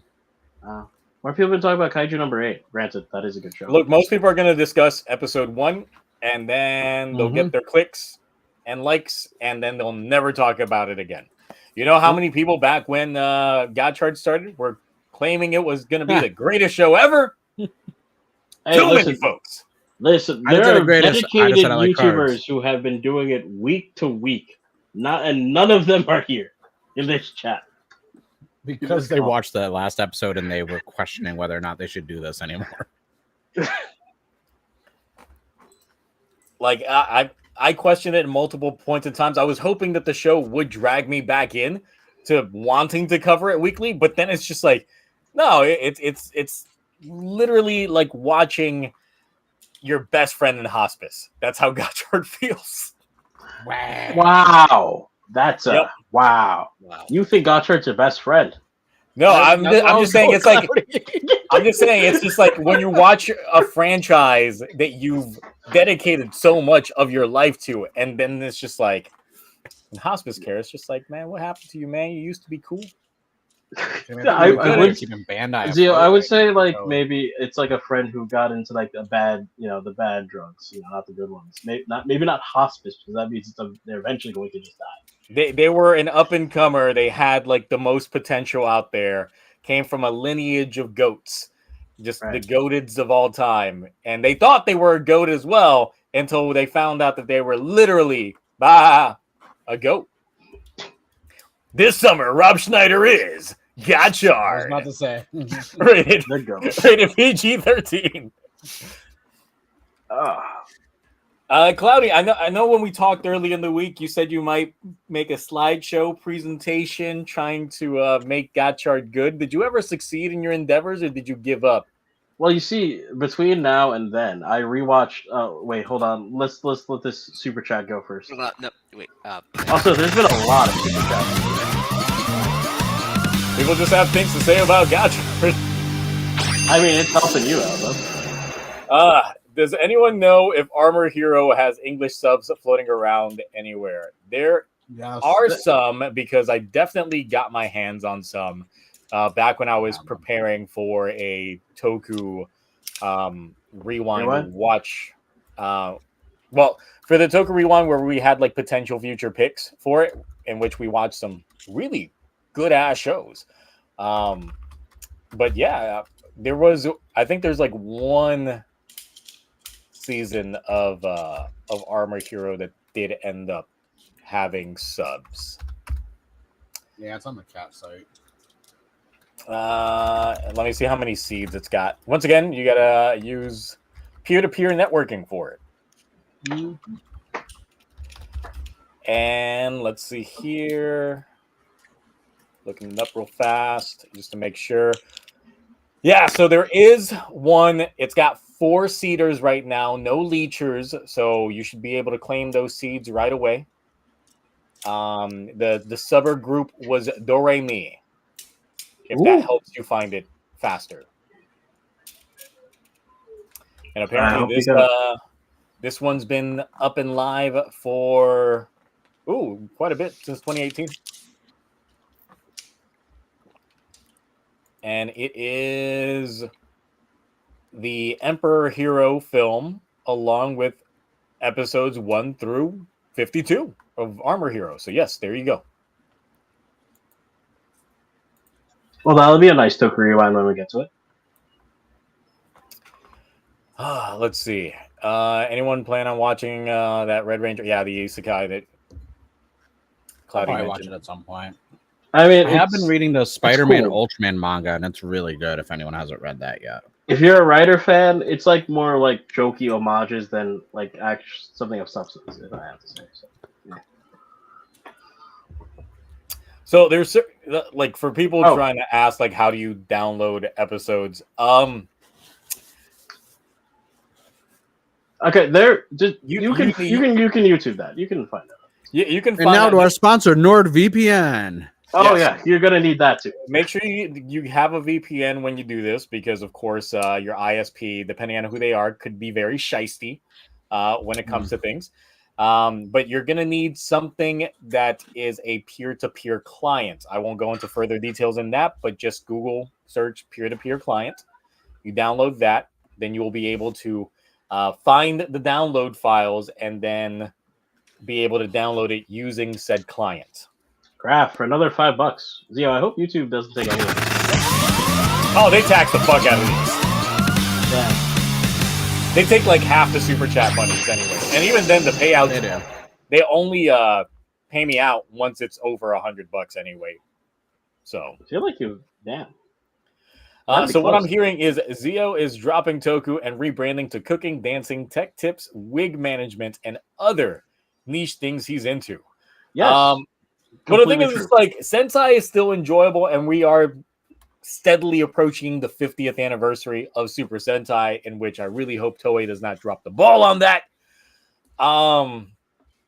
But yeah, there's stuff there. Zio's gonna start making content around harem manga. If they do drop the ball, you can come back to this video to mark that. Since I recently was watching a video on the actress of The Acolyte explaining away all of the reasons why it got canceled while she was just doing her hair. I'm like, maybe I should just do Gotchard review while I'm styling my hair in front of the mirror. You already talk on Discord while you're styling on here. I am on Discord while blow drying my hair. You are right, but still. I just want to say this because we talked about it before we went live. The show wasn't canceled. It was just not renewed. It we did talk about this. Second season. It was not canceled. As a Star Wars fan who actually binge watched that show because I was curious about it. Listen, that fight scene at the end. I'd rather watch Gotchard, honestly. You gotta admit, the Sith that they used, he was vicious. I liked it. It was really cool. It's just insane. It should have been 3 more episodes. There should have been not 2 episodes dedicated to flashbacks. There was a lot of and 2 more fight scenes for sure. With that kind. Oh yeah, that weren't. I don't know why in 4K sci-fi stuff looks really bad. Like it looks fake, like overly fake and too bright. So a lot of sci-fi stuff does not or too dark. TV. Yes. Oh, yeah, right. Let me remind you of the Obi-Wan finale. I could not see shit. Yeah. Yep. That was when they were throwing dirt in the dark.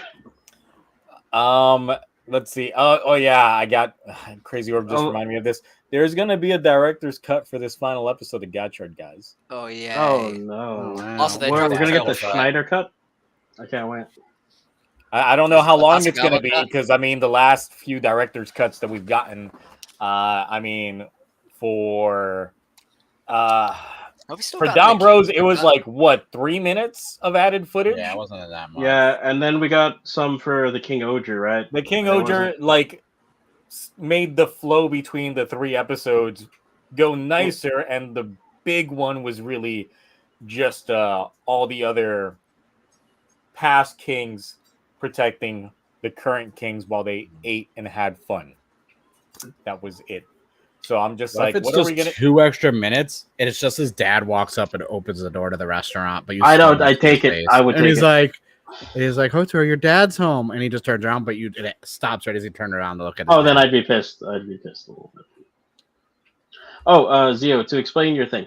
So I wasn't gonna do a slide. I was gonna do like maybe like a PowerPoint thing where like I make like That's a still a draft. slideshow. That's the slide. Yeah, Google Slides is PowerPoint. But so to do that, I had to rewatch the shows to see what examples I could use. So I got to the beginning, which was painful. That was rough, but I got there. And then I got to the Daybreak stuff, and I was like, okay, this is where I like the show again. We're getting back to the good stuff. And I got to the end of the Daybreak stuff with the goggles, and then him losing his memories to Fuga. And in that process, I don't know what happened. I just got very upset because I was just like, yeah, all right, you forgot about this. Your memory should be back now because of that what she did. So why aren't you talking about this? What happened here? Why are you here? Explain. Why is this on the show?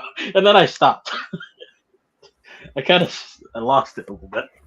That's the thing. I feel that to enjoy the show, I mean, you Gotchard lovers in the chat maybe can attest to this. You have to throw out any sort of caring about coherent storyline. Because that's the thing. It's like, if you care about coherency in your storylines, Gotchard ain't your show. It just isn't. And the thing is, it's just like, it's not even a show like Down Bros that doesn't have a coherent storyline, but at least you're there because the character interactions are crazy and you have no idea what they're going to do next. So every episode felt like a ride. There's none of that in Gotchard for me either in terms of that aspect. It's like, sure, there's some characters I wish did more, but they don't. That's the thing. It's like, I get those characters doing more in their sub-content, in the supplemental content, like Class 3G and shit. But we don't get it within the meat and potatoes of the show. So. Or the backdoor content. It's just how it is, yeah. So it's like, that's the thing. It's like we've made the case several times throughout these live streams. And of course, I'm still, piecing together the review for it. Where obviously, since I'll have my thoughts written down and looked over, I can like properly enunciate what the main issues are in terms of like different points. But then again, there's some people that literally the second folks have valid criticism, they just go like, oh, it's just this guy ranting for 25 minutes. Because that was literally my last Gotchard video. I got so many comments just saying, it's like, oh boy, this guy's just going to be ranting into thin air for like 20 minutes straight. Great. You can't say that there's not issues with the show that would warrant such a thing. Zio, can I just say something real quick? We've been talking for 90 minutes about this show. That's more than we've talked on this stream for the last year about this show. Exactly, it's true. We're ending it off with a bang. How? But I gotta say, Zio, I just gotta say this quickly, like just to like say it out, because like a lot of people will probably say like we're just being negative or dogging on the shows because we have been pretty negative on some of the shows recently. But it's like you gotta remember, being negative about something or just saying things that you don't like about a show doesn't mean like you hate something or you just don't want to see it good. It's just like you can see the potential and you're just kind of frustrated that it's not good. Like we love these shows, we just want them to be better. That's why we could, we're kind of negative or we're kind of ragging on it because it's not doing as well. I feel like when an audience is like content with being fed any slop that a company will produce for you, like you'll just like it no matter what. That's truly when you lose like your ability to get like a good show, you know what I mean, like or better content, you know what I mean. And the thing is, I hate that show. That is tough love, and essentially, it's like, yes, this is a franchise that I've watched for half of my life now. Actually, well over half of my life have I been watching Kamen Rider because I got into this over 20 years ago. And yeah, I'm 35, so that's well over half of my life that I've been watching these shows. So old as hell. Yeah, Mark. How old are you? This isn't about me. This is your YouTube channel. Okay. He's old. He's very old. That's what he's saying. Let's not make this about me here, okay? This isn't about me. I'm still young enough where I can say he's old. So yeah, that's the thing. It's like you've seen what the shows have been, and you just want them to be like you remember them being. And that's the thing. It's like there was a time in which these shows didn't feel like corporate mandates, that they didn't feel like glorified toy commercials. Sure, they were masking as glorified toy commercials, but some of them, like, definitely there was passion. There was proper, like storylines, coherency going on, and just they told the story that they needed to tell for there without there needing to be cliff notes to explain the inconsistencies that they had. And as someone, I mean, I grew up as a Nintendo fanboy, and Nintendo had some rough times, some really rough times. And I was still being very critical of them as much as a fan that I was, because that's the thing. It's like when you have such passion for something, when you see it do bad, you want it to get better. And that's the constructive criticism that I have towards these shows is, okay, and it's not like comparing it from one show to the other show. It's literally like, this is how you can make this show stand a cut above the rest. And then we don't. So not last thing, but it's because I just saw a comment. I was reading the comments and someone brought up Dino Fury. So Gotchard or Cosmic Fury again? No. You know, I'd rather watch Cosmic Fury again. It's shorter. I had a feeling it's just and that intro, God, that thing was stuck in my head for like a whole 6 months. That was it's that guitar and that voice. It's like, yep. Cosmic Fury. Now it's in my head. Evolution, revolution. Guys, thanks for saying it out loud and manifesting it. Like, especially like mixing in the Cosmic Fury theme with the extended Dino Fury theme just fits. Yeah. I mean, it's virtually the same song, so. Yeah. Just yeah. There you go. So I think the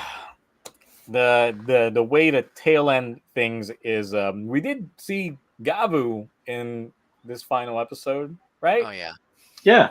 Sorta. With where Legend. The passing of the torch happened with Legend and not Gotchard. Where Legend gives Gavu the Kuga Gochizo. And then Gotchard shows up, where Gavu proceeds to give him, bag of gummies, and somehow they eat it through their helmets. Yeah. We don't know if actually. Are they bringing back the Juicy again? They got to. That's a franchise staple when it comes to the commercial breaks. That's the one thing I will that say, like, they're. Go ahead. Sorry, go ahead. No, you first. That's one thing that I appreciate from back when I was watching these back in the day. Of course, I know people do this nowadays when they're watching it raw as it's airing, but I did enjoy just watching the commercials between the breaks just to see what they would have on there. And usually they would be like those tie-in commercials to them, to the Toku shows that I always found to be hilarious and completely like endearing. But, haven't been in that circle in a while, so no. But yes, Xenion, go. So one thing I did notice that I haven't noticed anyone else talk about this, but Legend, in terms of his actor, is in an entirely different scene in the final episode, separate from the others. And then when he does meet up with Gav, he's transformed. That kind of just makes me feel like the actor wasn't able to show up to the finale on like some sort of schedule conflicts. So this is what I think. Remember that that Gabu started filming technically like back in February. Oh yeah. So usually like the passing of the torch happens literally as they are about to hand off to production staff as well, meaning that they don't start filming those shows until around the same time that the other show is about to wrap up. Gavu was already filming back then, so there could have been scheduling conflicts, and then by the time they got the flowers, then they were like, yeah, we're just gonna throw in the suits for Gotchard and Legend for this. So that's probably the proper explainer for it. Also, I feel like what could have been better in the cameo was like if Legend just had the Kuga ride Kemi card, or at least like a copy of it, and then Hotro transmutes that into the Kuga Gochizo. That would have made a bit more sense. No, if he pulls out the Kuga card and then Shoma eats it and makes it into the Gochiza. There you go. This man just likes destroying cards, as we've seen. He's just like, that looks delicious. And then it's just like, bleh. Oh, and then you got the Gochizo. And that would have actually made Gavu's debut feel a little bit more entertaining than what we actually got with the end of this episode. I should We probably haven't really had a good handoff at all recent. I mean, was it at the end of Revice for Geets? It was like just he went to his house and he went to the bathhouse and then walked away. Yeah, and then the last one was Hotaro was chasing Hopper One, who was stuck in a card. But it was still an actor with the actor untransformed, which was in nice. terms of Because nice. Technically the first reveal was during their summer films. That's where we would see the suits. The Revice one in freaking Saber was so atrocious, though. The amount of farts. Like, I still think that's one of the the worst first and reveals then of a character. they did that was a very awkward final episode for Saber. I will say. Yeah, that. I was like, they why did not farting have to so much? dedicate an entire episode for it. There was also the fact that like you could see like the early plannings of Revice, and the fact that like Vice was coming out of his body parts, like his ear or his mouth or whatever the hell, because that's how they were originally going to do it.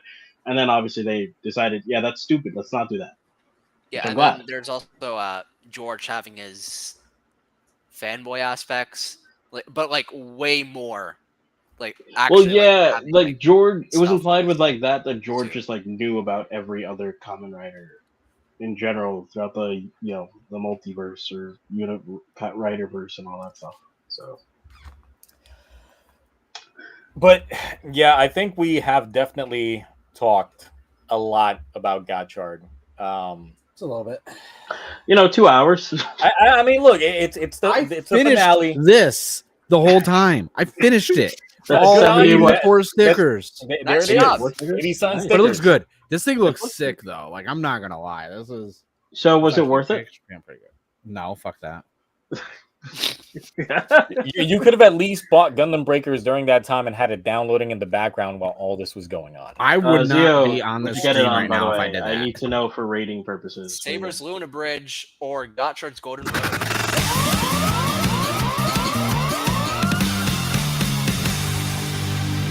Look, at least you could meme Saber's Luna Bridge. Gotchard's Golden Road, there's no. It wasn't quite bad enough to, No, like they had Golden proper Road visuals for it.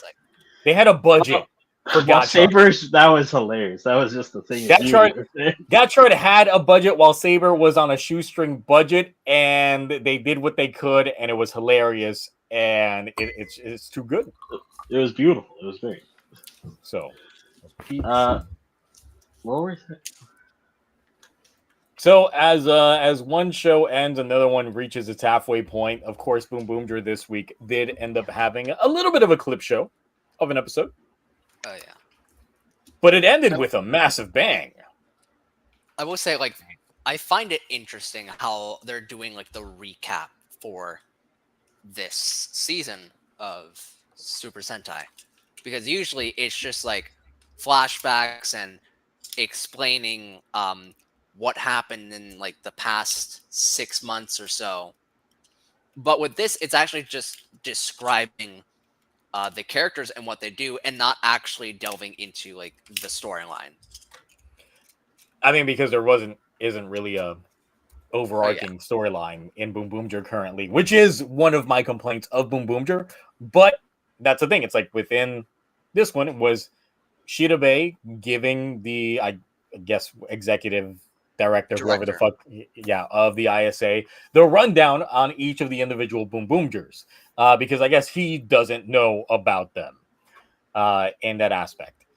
But the big thing is, towards the end, as Shirabe's leaving, we see that the CEO of Lightning Corp, which is Taya's, guy, the one that mentored him, is going to meet with the executive, with the director of the ISA, meaning there's something going on here. And that box that was being delivered from Lightning Tech ends up finding its way into the new commander, which is Death Race.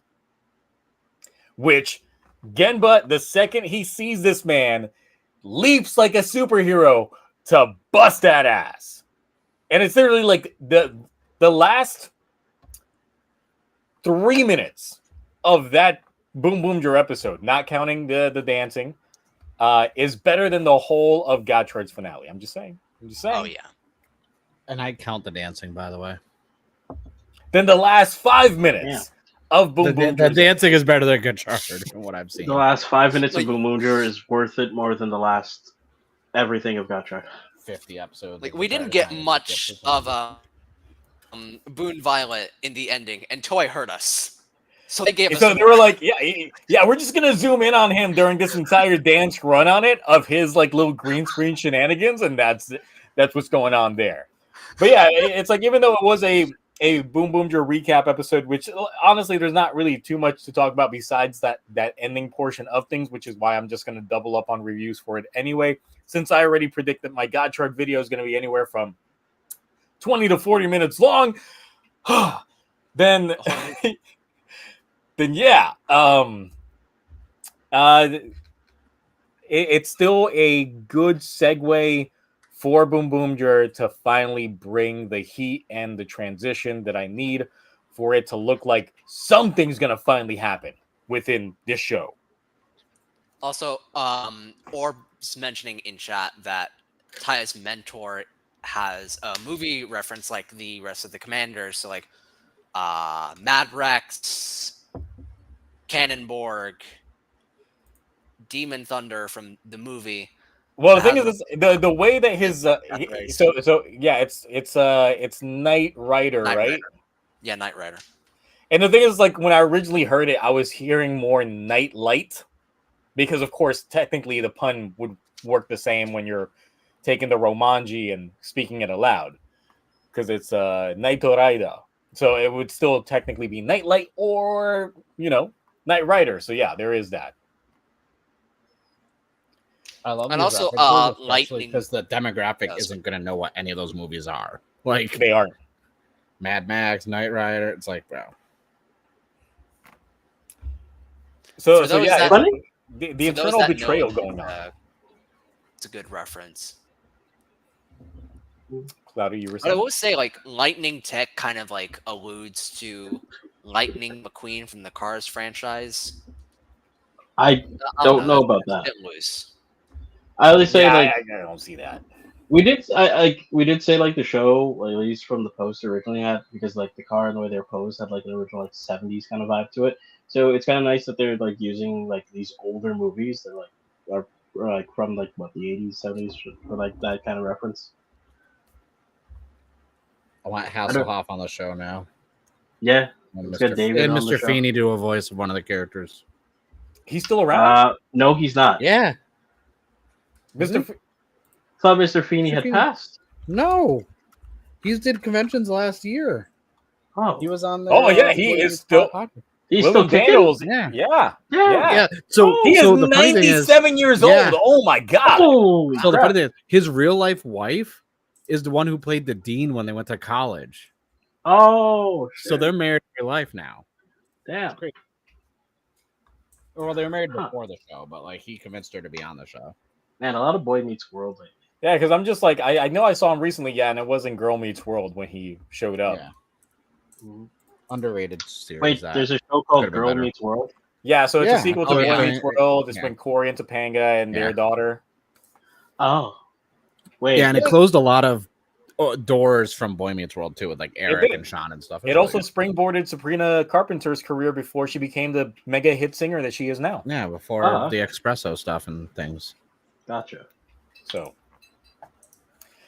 Bumblebee, you're going too far out there saying Gotchard is better than Boom Boom Jer. Come on. Bumblebee, you don't believe that. I really think you're just saying things just to try and stir. Yeah. There's no way. I don't know if you named yourself after the Transformer or like the tuna brand, but you're doing both those a disservice right now.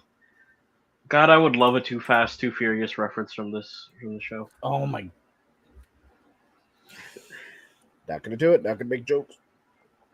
Yes, I can't wait for the next one from Bundy's. Well, from Bundrao's world being like ludicrous. Please. It's all about family. No. It's all about family.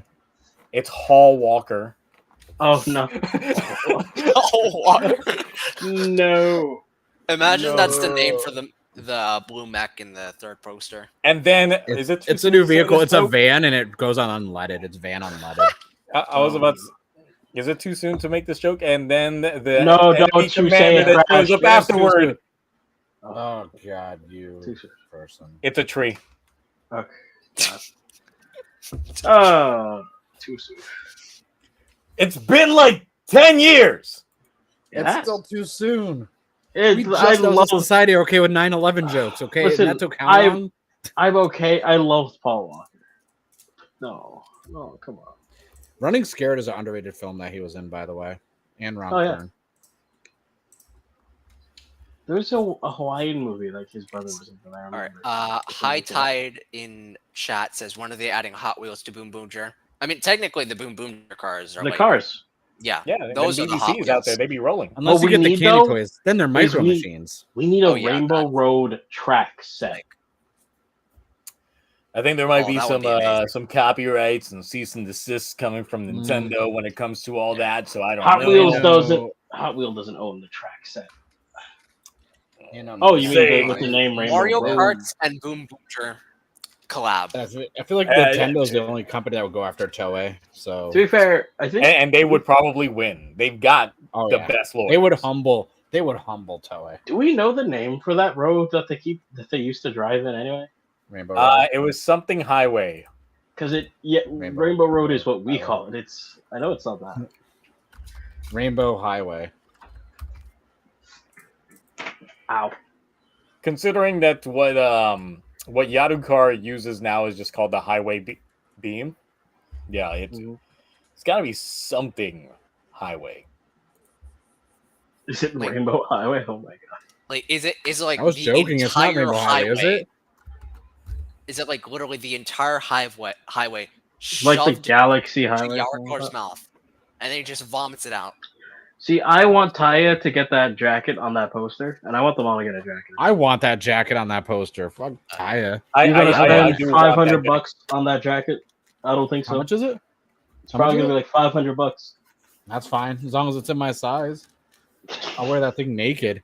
You'll just see the cheeks hanging out from below the rim of it. I'm just double cheeked up, wearing it around.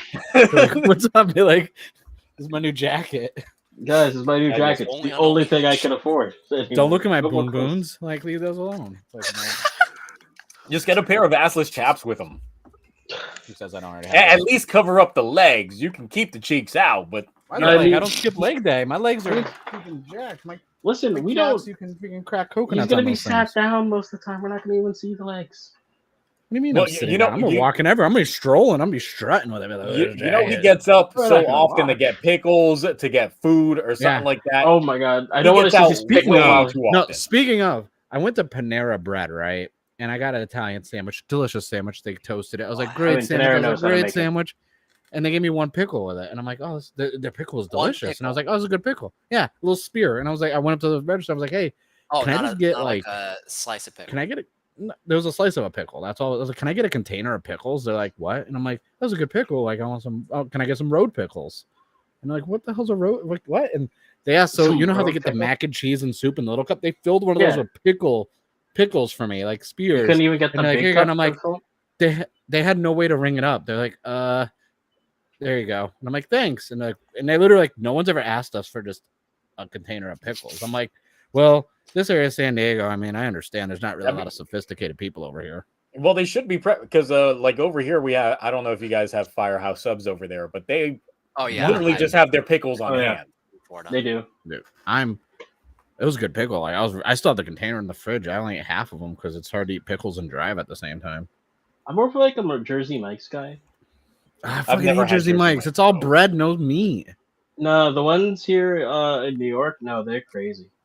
Go to D'Angelo's, okay? Go to D'Angelo's. That's top tier subs in Connecticut and Massachusetts. Well, to be honest, I don't really get to Jimmy John's before. I don't know if there's. I've have Jimmy John's. I've gone there multiple times, especially since they do the unwich, which is just a lettuce wrap. I mean, what about you, Claudia? I don't really go to like fast food like delis because I live in New York. There's literally a bodega every 2. No, you get chopped cheese every day. I'm mad at you. Yeah, you get those mom and pop, like the actual, like run by a real Italian. Yeah, they're really good quality. Claudia, what's your go-to chopped sandwich? Probably chopped cheese, peppers, onions, extra onions, and I like to get some Swiss on there with the American. As much as I hate New York and I think it's a trash city, you can quote me on that. Like I just miss chopped cheese sandwiches. Oh no, New York is a shithole, but there's a beauty to living here, which is the food.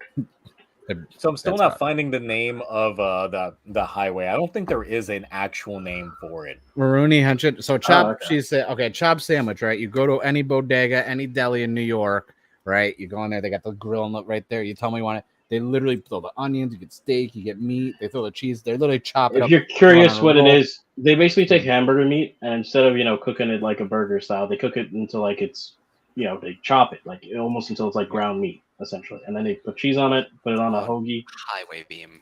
Let me check. Which is weird. It's called Highway Space on the wiki. Considering that he's from like Pennsylvania, I thought, and which is like usually like y'all have counterculture over there to New York. Rooney said on the wiki it's called Highway Space. Highway Space. All right. That's I'm gonna call it Rainbow. Okay, Road. so yeah, like the initial times where Yariko is just enlarged and driving, and then the Boom Boongers knock him off. That's Highway Space. Highway Beam is the modification by Cannonborg. So I think that Highway Space is just the name of that pocket dimension they're in, but not actually the course. Right. That's such a boring name. Like Highway Space might be like it's. We're still gonna call it Rainbow Road, I assume. Highways. So, question. Rainbow Road up in this mode. Zio, I have a meta question for you, sort of. Yes. For the stream purposes. So, are we? How much longer do you think we're going to talk about Boom Boonger, or do you want to at some point start doing the thing where, since we have a guest, we can make a guest subject to the wheel? Oh, the bad Toku Take wheel. We could do that because we could. There's 4 of us here. I finished my Boon Boonger Robos, by the way, Cloudy. I don't know if you saw. Did I show them off on stream last week? They came out good. I saw your images on YouTube, but I haven't seen like the stream. That's the bad wheel. That's the wheel of stuff from the Toku Rewind is full now. Finally, so we have the Boon Mock robot form. The purple doesn't show up good on my camera. Oh yeah, it's like a bit of a more bluish color. See, here's the thing. Yeah, no, in person it's purple. So many pics. For the lack of articulation, I still think the mechs look pretty good. Other than mini plas have more articulation than the DX, because this actually has the old school, almost like the newer style Gundam exosuit inside, and you basically just attach all the pieces to it. The range of motion is insane on these. All right, so who has anything else to say about Boom Boom Jury this week? I mean, once again, it is a segue episode into what we're going to get with Flap 3. So it's really just the speculation into it, but next episode looks to be like peak episode. We'll see. I'm going in it super hyped, and I'm just hoping it actually plays into it right. I'm excited for next week because I need to know about Orange. Because I'm caught up on it. And I'm enjoying it, but I need some stakes now. I need like an actual like arc. Like it doesn't have to be dark, but I just need something that's like not so plot like progression. for the Yeah. up until now, you can just watch random episodes out of order, and you won't really miss out on too much per se. You want But I some need something continuity, that's just you know, like some meat. yeah, you want something where it's like when the episode's over, I want to be like, damn, that was a lot in this episode. But you also want, I can't wait to see how this keeps going. Also, that's Bumblebee been now my saying complaint. it's boring. About that. I'm Is just the having fact fun that watching it. it's like the show's all right, but the thing is, it's like over now. A lot of episodes end up being 2/3 the fight and 1/3 the plot, and then the plot is virtually non-existent. It's just a segue to getting us to that fight. So because of that, it's like yes, fighting. I do want, and that's the thing. It's like the choreography is at least enjoyable, unlike Gotchard, which is why I could at least enjoy the Boom Boomers long-winded fights, even if they are using the same warehouse 90% of the time. And I'm like, Gotchard was just in here last week using this warehouse. At least you guys are using the warehouse from the top and the bottom. You guys are just finding all that pocket space that, Hotaro had back in episode 1, and then I guess he forgot he had it. But then at the end, he's like, I'm making a whole new planet. Yep. That's still a missed opportunity. I missed that pocket space. That was so cool. That first episode fight was so good, and it was in the opening, and then we never saw it again either. It's like, how do you get peak that early on in a fight and then never recuperate from it? All right. So since Xenion is here, and we are now, let me go back here. Yes, we are bringing back the bad Toku takes, and Xenion, you are going to start. You're going to have the first bad Toku take, and we're going to see which one it lands on. And I really hope it's on the one that says Gatchard's issue is that it's too good. I really hope it lands on that one. That would be so good for tonight. Yes, I really hope it lands on. Swear to God, if I get that one. My defense is Don't spoil. Don't spoil it now. already. And you do have the chance to skip if you don't like the pick or if it's something that you can't speak to. Which I don't know if you can speak to this one. Right. Legend Heroes Meg Fight is the best part of the fighting cinematography. Okay, yeah, I don't know this. Wait, have you never watched Legend Heroes? No. Well, I can tell you that their mech fights are atrocious. So I can tell you that their suit fights are probably the better part of the show. Yes. Anytime they get into their legend battle, it's like, please stop. Can I just fast forward through this? And everybody's like, no, you have to watch the fight, Zio. You're streaming this. It's one of the blockiest robots too. Like, they're so blocky. And you could tell that they're made out of foam because you could see like the styrofoam ridges on them. All right, let's see if it lands on something better for you this time. I hope it's not Daichi. Okay. I hope it's all the ones I don't want to do. Anniversary seasons are the best way to introduce someone into a franchise. Yeah, why is Decade the best reason? I could defend that. Yeah. So technically, this is a bad Toku take, but you're gonna act like this is your take. This is your hot take. So the point is to sell us and the audience on why an anniversary season is the best way to introduce someone into the franchise. Okay, so I'll start with like my quote unquote defense.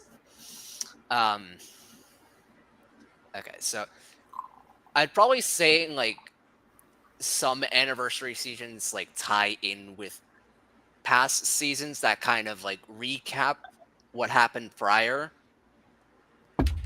or such, or sometimes it's just only the toys, and if it's only the toys, then it makes it easier. But if it's like with storyline, then it's going to be a bit more difficult to introduce it. So yeah, that's pretty much. So if I get an anniversary franchise and it kind of sets up an expectation that a previous season goes like XYZ, when in reality it goes like ABC, won't that be terrible? Like, why is that a good thing? Don't use Stone Brothers as an example. All right, I'll give you a better. I'll give you an easier one. So with Commodore Zio, right? All right. So they it's an anniversary season, obviously. Ride watches aside, cool gimmick. They bring in Kamen Rider Blade, right?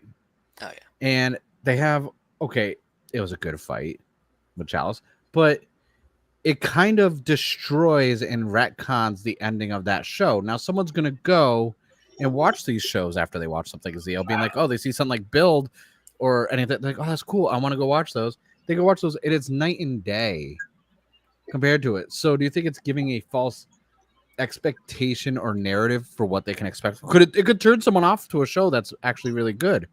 Not Gaim, obviously. Yeah, like if they're waiting for something and then it never shows up in the show proper. Yeah, so defend that. Yeah. Can we spend See, he's No, he came up to it. Can we he's spend like, the- Welcome to what we go through with this. Yeah, that's the thing. It's like yeah. you play the game, you gotta like You gotta pull it out of commit. your ass. Yeah, you gotta commit. Some of them you can't commit to. So you know what? I'm gonna keep this one on the wheel. Maybe someone will get it in the future and do it better. I Mark, want Ash to get it. Mark, Bro, I since, can do this one. You were busy building stuff for a while. You didn't get a lot of them vocal cords actions going on. You got a lot of backdoor action in the brain, my mic. but you didn't have like the vocal cords going. So let's. I'll give me one. Come on, I'll go spin the wheel. Let's see what I get. Let's see. Let's see what we get. I swear to Christ. Don't you fuck. No. Okay. No. Keep going. Go to the blue one. It's close. All right. So story was peak plot. Why? Oh God, I don't envy Mark for this. Come on, this is your favorite show of all time. This is your favorite villain of all time, right? It's not my favorite villain. I did not say that. Don't you dare put words in my mouth. You. How was that tier list I going? like Trio Deep Sin. We all do. Right. Listen, here's the thing. Only 2 likes on this stream. People hit that like button. I never asked for that, but I'm just like, shit. Yeah. Just do it. Just do it. Here's the thing. All right, about Storios. Like, I get it. All right. Like, when you've accomplished or seen as much stuff as I have, and there's and everything I do and everything I see, it's like everything's been done. I get bored. So it's like, what do I want to do? Just destroy the world. Right? Like, what's the point?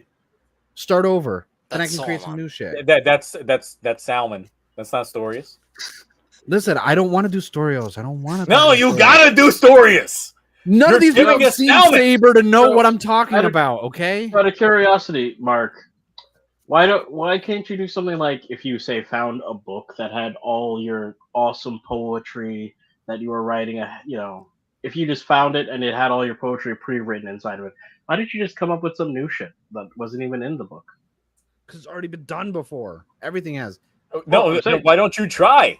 Why don't you try to make some new shit? Why does the world have to? No, just because try to if you make go to make new shit, it's already been done. The new shit is old shit.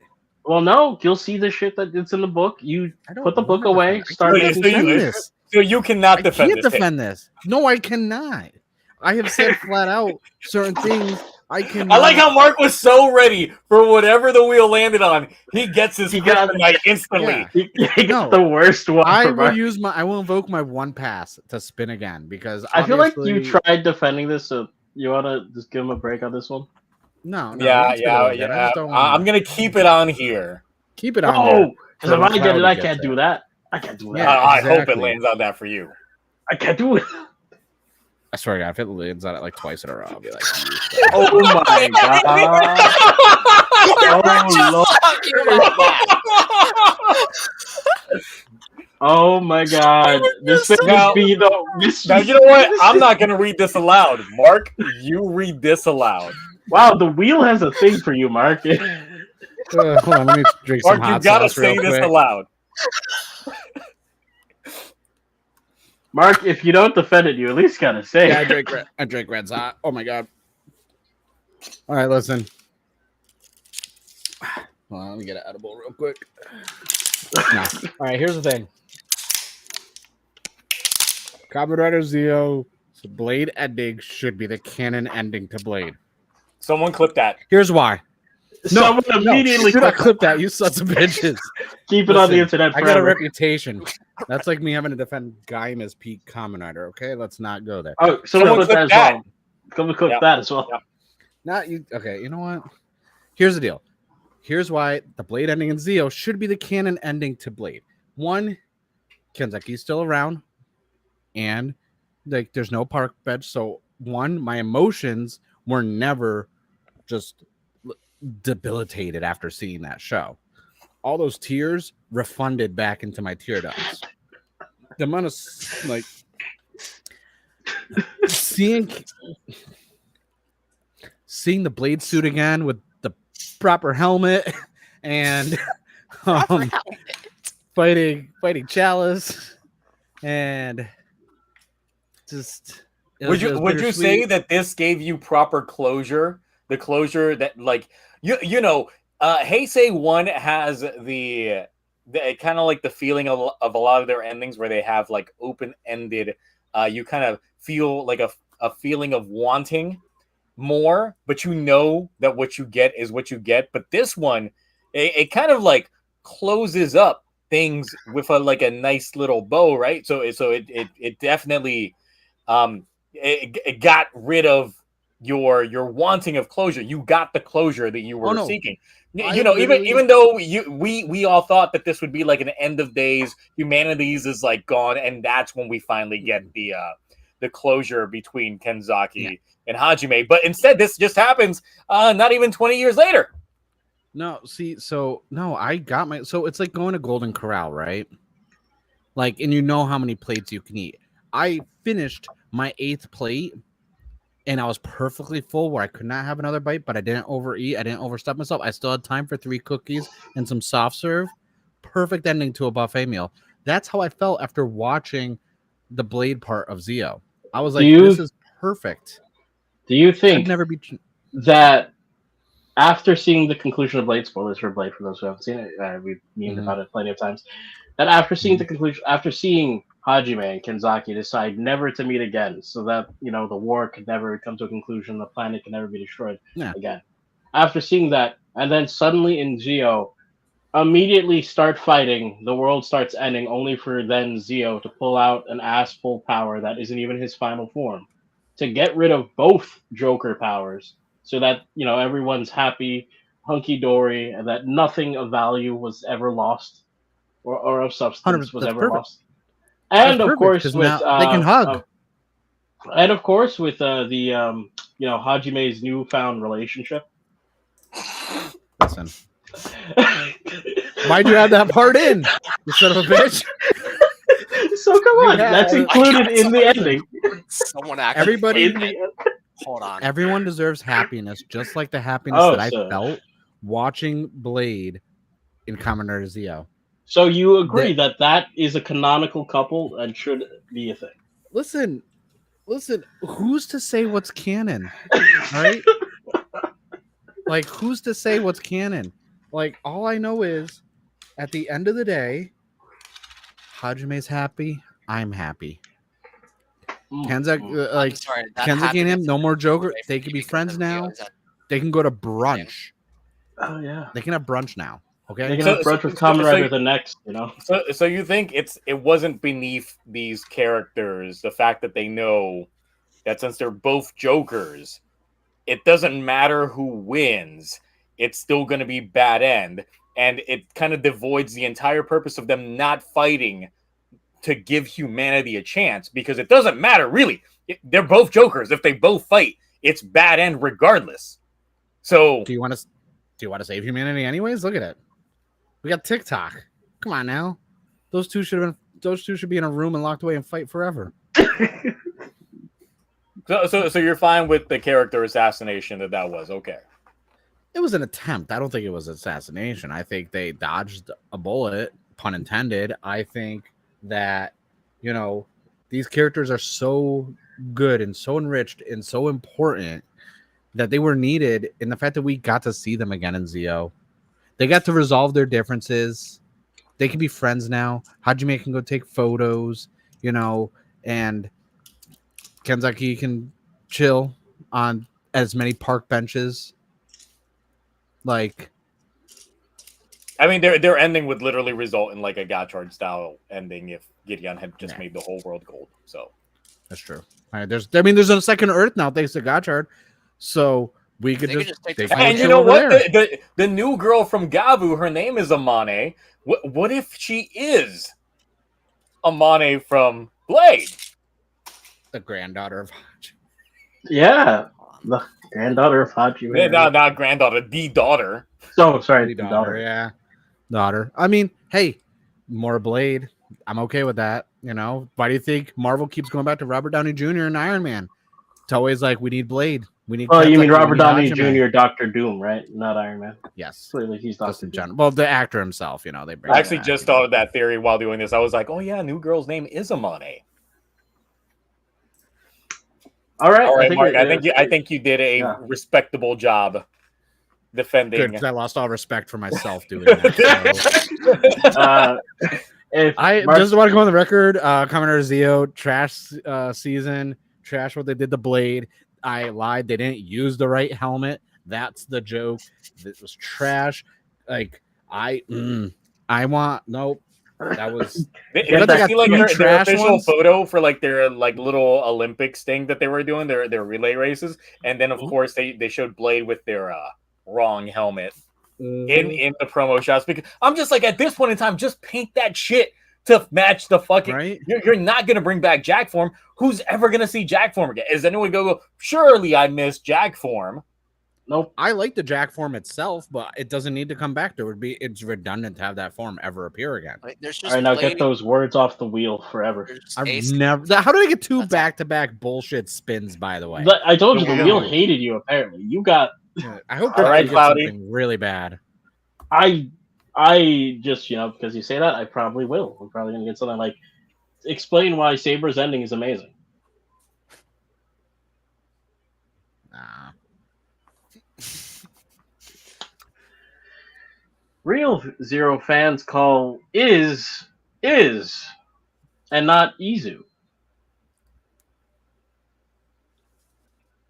So, guys, let me teach you about English real quick. Now, it's really simple to shorten a name of a character from Izu. Like, think about it. That's two whole syllables. Now, we just change that to is. It's easy on the mouth, very quick to say. Everyone's happy with it. It's fine. You can say it more frequently. It's is. Just fucking is, say it's easy on the mouth. Yeah, no, easy on the mouth. Listen, is beautiful. It just came out like right here. All Easy right. on the tongue as Maybe well. how's it going? You know, it's easy on the mouth. You know. And obviously, Easy is it as easy should does. It should be considered the canon name for that character in 01. Is. So you mean you don't try going based off of the pronunciation that they actually say within the show? Like y'all that are out here saying Gav when we've heard it be pronounced Gavu. Yo, listen, I say Gav all the time. Look, I just did. But within Like the how I context of the mispronounced show, they lactase say the whole time. Gavu. And here, yeah, you were saying lactis, lactation. Lachiza. Yes, all that stuff. Lactesis. But in terms of 01, it's like for the longest time, it's like we hear Izu, and same thing with Azu. We hear that just coming out of their mouths. Why is it is? Well, because it's just easy. It's simpler to say. Who knows what they ever intended the name to properly be? Maybe in like the English dub version, if they ever created such a thing, they wanted the character to be called. So do you also correspond with the other correct pronunciation of 01, where Zaya is actually there?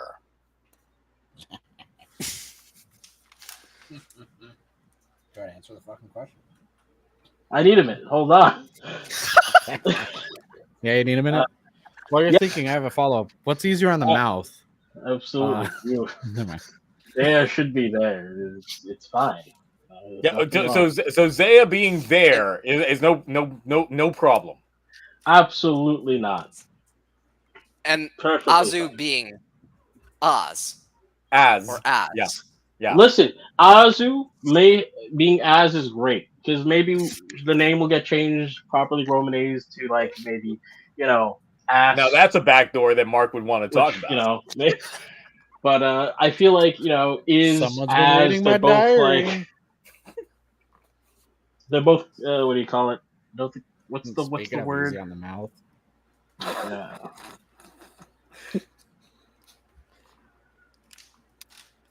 So I will say that the only English nomenclature that actually worked for this show was actually arc, because the way that it was pronounced would sound more like aku, which is the Japanese word for evil.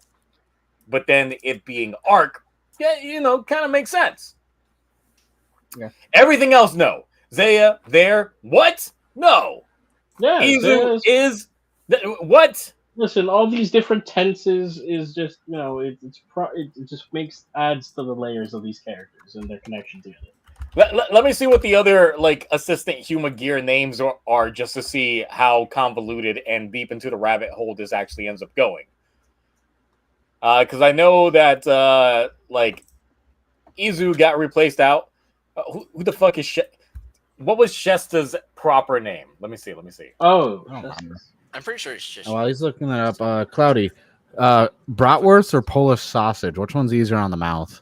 I'm not gonna lie, probably bratwurst. I'm a huge bratwurst kind of guy. Polish sausages are good, but only if you're having like a Detroit style, Chicago style hot dog. Yeah, Chicago style. There's nothing weird for Shesta. Why is her name just Shesta? Nope. Yeah, Chicago style. I want to Her name should technically be Chest. You know what's funny? I know some people who don't like Chicago style hot dogs because of the amount of toppings. Like they don't like the tomato and pickles, but I think Dude, tomato, pickle, pepperoni, onions, it's perfect. Sports peppers, and then you got and then you got the sesame bun. Dude, Sonic discontinued the Chicago dog. They did what? They discontinued it. They said it wasn't popular. That's like the best one. I haven't gone to Sonic since. It's a tragedy.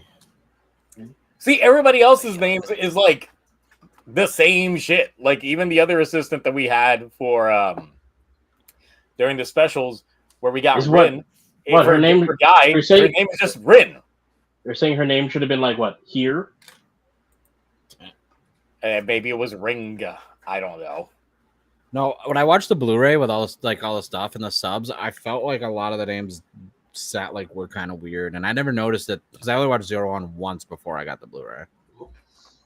And I watched it while it was airing, so it's like that did kind of catch me off guard with a lot of the names. I do know that 03 says is their arc, and I'm just like, the way that there is pronounced does not sound the same as Zaya, which is why I know what the pronunciations. Well, yes. It's because Zaya, I know why. It's really stretching it out. When you have someone that's speaking these lines into the Progrise keys that actually speaks English, then they know the pronunciations of things. The way of the pronunciation for the driver does not line up with the pronunciation said within the Romanji, which is why it's so awkward. Yeah. Speaking of which, 03, I actually kind of like that too. You didn't say it is what it is, so I'm going to say nah. Nah, come on. SOCKS, I like how this went from defending it to a whole actual discussion about. We talked about your pronunciation. All right, this one's hot dogs. Let me see what we got. Listen, Zio, I at least said it in Spanish. Oh no, you got it. Wow, same one that I got. Hey Zio, want to take a shot before you have to do this? I didn't forget what you did when I had the Blade CO1. I'm just letting you know. So listen, anniversary seasons are the best way to introduce someone into a franchise. Doesn't matter if I'm going to make a video in the future and I already have written a very long-winded thing like a year in advance disputing this. But I will say that for the sake of today, I will completely abide by the anniversary seasons are the best way to introduce someone into the franchise, whether it be Decade, whether it be Gokaiger, whether or not it's the Legend Special, whether or not it's Outsiders.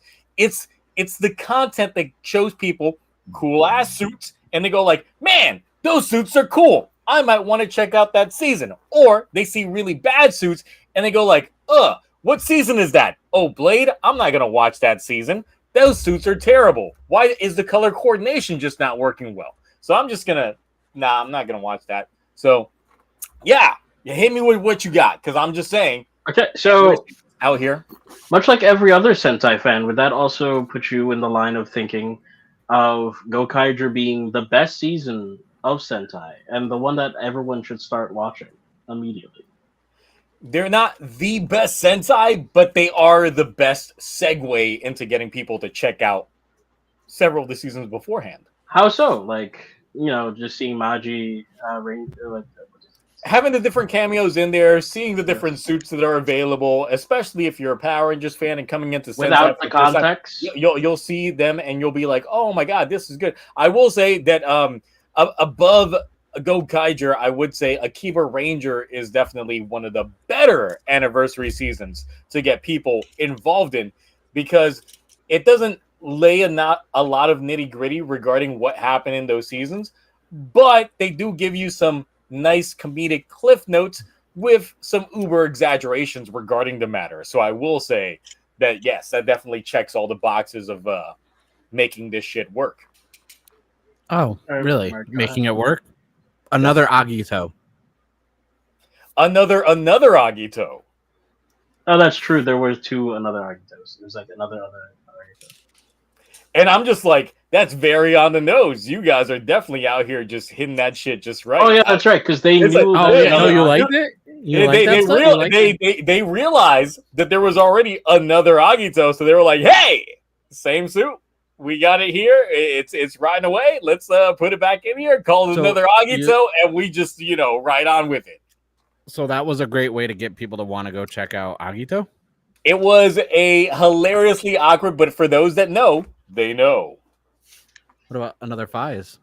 Do you think the the fact that Fies was tied into Forze definitely does not go against my moral compass in terms of a certain other show, but I will just say that the way that they implemented it was definitely unique in a way to make it work.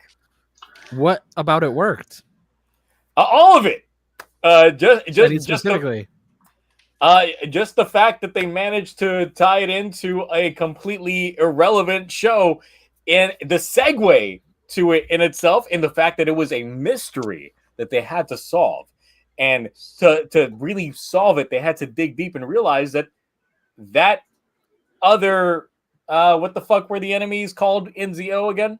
No one knows. They were just another riders. Another riders. Yeah, another riders and the time whatever. Yeah, I'm thinking time jackers, but I'm just like, did they have like a proper name? But yes, the another rider was actually two another riders together. I'm just like, oh shit, y'all out here cooking. So we expected just one. We got two for the price of one. I got one for you. Do you think actually, they tied Fies to Forze because Forze was better and it made Fies more appealing to audiences? For the younger audiences, yes, because they could relate to the school setting. And the thing is, it's like Fies did have a school setting when it came to like the Rusei school. So for you. Now this isn't about me. This is a great way to introduce someone else. I'm introducing someone into a franchise using an anniversary. Ooh. Now my segue to things was not an anniversary franchise because those weren't a thing. Zenkaiser. Hold on, I have something for you, Zio. Just a quick question. So back in Decade, one of the anniversary riders that kickstarted it all, would you say that those versions of, because they had their own anniversary forms of Kuga and say other characters from Kuga, would you say that because that show would be you're recommending them as the introduction to see these shows to other fans, that those would be the definitive version of these characters that they should watch? Don't answer that. Don't answer that. As a friend, I can't let you answer that. Now, in terms of the way that they're shown within the show themselves, it's okay because they're not the definitive version of those characters. But they're being portrayed as the definitive. No. You're recommending them to watch them. They literally say that they are an AR world variant of them. So because of that, people are introduced to loose concepts that portray the proper show. But do you not think that they are properly doing justice to the original by showing these versions of those characters? Well, the thing is, it's like they're purposely not spoiling the actual shows that people would want to watch. Instead, they get to see the suits in motion to those other shows. So technically, the way that Decade shows off their writers for a newcomer does not spoil the plot points like other anniversary seasons would later on go to doing. And because of that, Decade is the lesser of two evils when it comes to anniversary shows. So turning Kuga into a surfboard is okay. You know, is Joe Odagiri ever going to come back? Tell me, is Joe Odagiri ever going to really come back? I know you're going. I asked you, Zio, is turning Kuga into a surfboard okay? Are you or Mark okay going to be able to afford Joe Onigiri's licensing fee? The thing is, I watch Decade week to week. I watch the speculation to Decade week to week. We knew Joe wasn't going to come back anyway. Did we though? We did. We did. All right.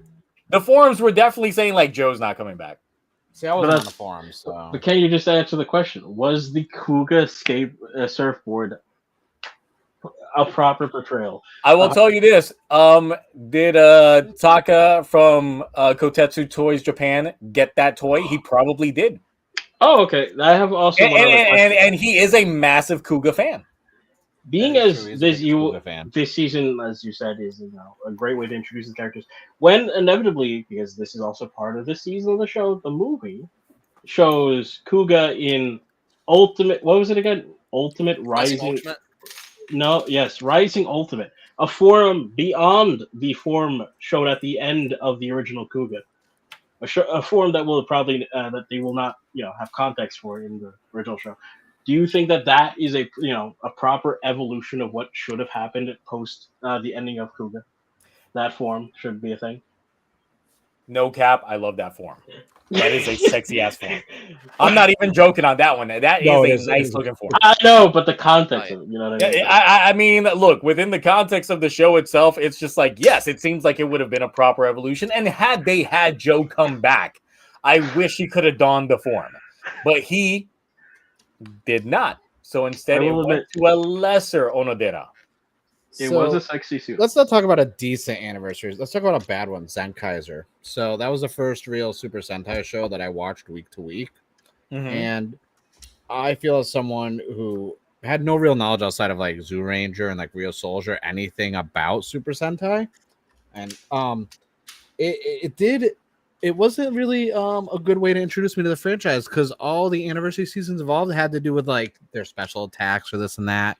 I didn't really get to know what these other seasons were other than their attacks. Now I've gone back and watched some of these older seasons since then, and yeah, defend Zenkaiser because that's an anniversary season, and if anniversaries are the best way to introduce me, it didn't really do a good job. I personally feel like.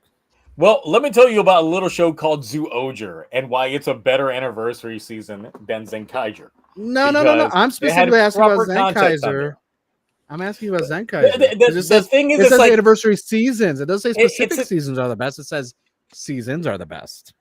But even then, when you consider it, it's slight callbacks, but it's not a there's really not a lot of cameos in the sense that you would get from the way that they were cooking. I mean, this is 45. This is 45. Who celebrates 45 balls to the wall?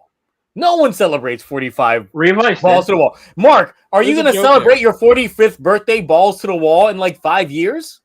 Wait, are you saying by that stream from Revice is irrelevant? What was that, Cloudy? Are you saying that Revice is Death Stream is irrelevant? Wasn't that like? Oh wait, no, that was 25. What was it? Yeah, that was 25. Yeah. Okay, that was 25. My bad. No, I'm not. Birthdays are different. I'm not going to celebrate my 45th birthday.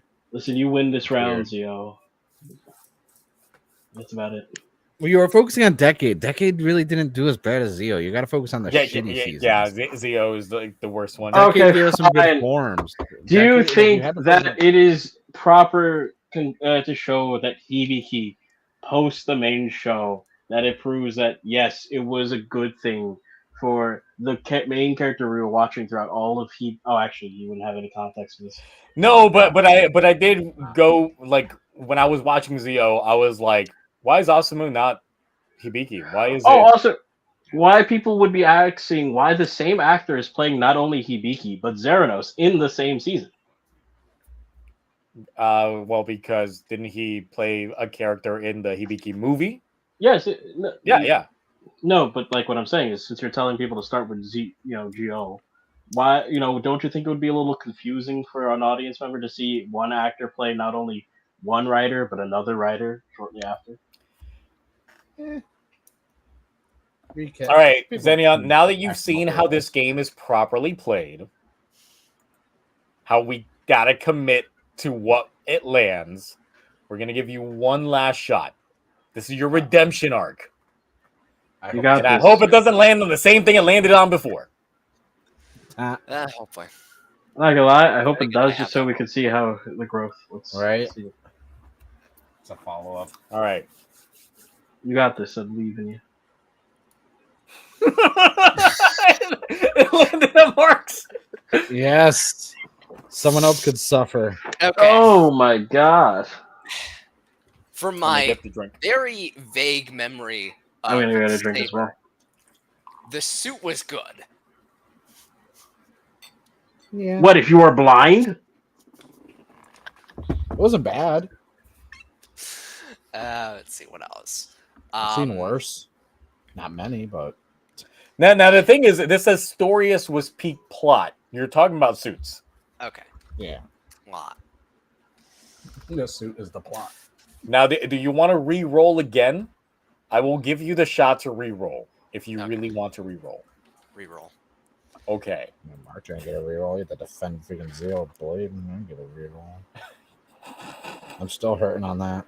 I feel like Zio hit me in the back door. Twilight This is a is better the one take I- on this is vampires than something I Kamen Rider haven't heard of. Kiva. Okay. What the hell? I'm glad I didn't get that one. I Okay. didn't even know that was in there. Okay, Wait, what? hold on. This is a thing? I gotta take a good look at the Twilight suit. No, this is Twilight, the series. Twilight, the book series. film series. The film / book series. Yes. With The Robert Robert Pattinson, Pattinson, with Kristen yeah. Stewart. Hard to believe Oh. he made a good Batman. Okay, yeah, I have no expertise on this. Okay. I mean, this was before your time anyway. Yeah. I'm on the young I side feel like here. I could defend that, honestly. Listen, But, Zio, but I'm now not that gonna you lie. know that this is on the wheel, be prepared for the Zio, future. that is my kryptonite. I never want to see that. Ever. I hope that lands on you next time then. I hope I get it as a big Kiva fan who also has seen All right. Twilight. Both of Don't- these don't actually are don't. okay. There you go. So close. Okay, Jamato Awakening fundamentally fixes all of Geats and enriches the experience retroactively. Okay. From what I can remember from Jamato Awakening, it's essentially just like, how does it fix it? Brings back some very fan-loving characters like Baruba and Niram and Daichi. Now, I just before you get too far on that one, do you like the fact that they acknowledged that Michinaga never lost his ability to start turning into a Jamato, even though the DGP reset normally resets everything. That was established within the context of the show. That normally every time they do a reset, whatever happened before kind of just goes away. Yeah, it's just that he still had that Jamato seed. He never stopped turning into a Jamato. He just it just didn't look outwardly like it was there. You thought that was fundamentally okay to just introduce in this film? I mean, it gave it a cool form, but is it a cool form? Do I have to bring up the form? Quick. Bring up the form. Let's not bring up that. Let's not talk Bring about up that the fucking form. I don't. Wait, are you guys talking about the form with the really weird name to pronounce? What was it, like Plosion Yes. Rage? Oh yeah, The one with the kneecaps that are popping out as he's running. Yes. Yeah. That disgusting suit. Yeah. That's a Soto coming out with the Gov set. It's the first one in that, and like, I want to burn it. I'm gonna ask you a question since you're trying to defend Jamato Awakening. I have not seen it. I never will. What do you think Daichi's ponytail tastes like?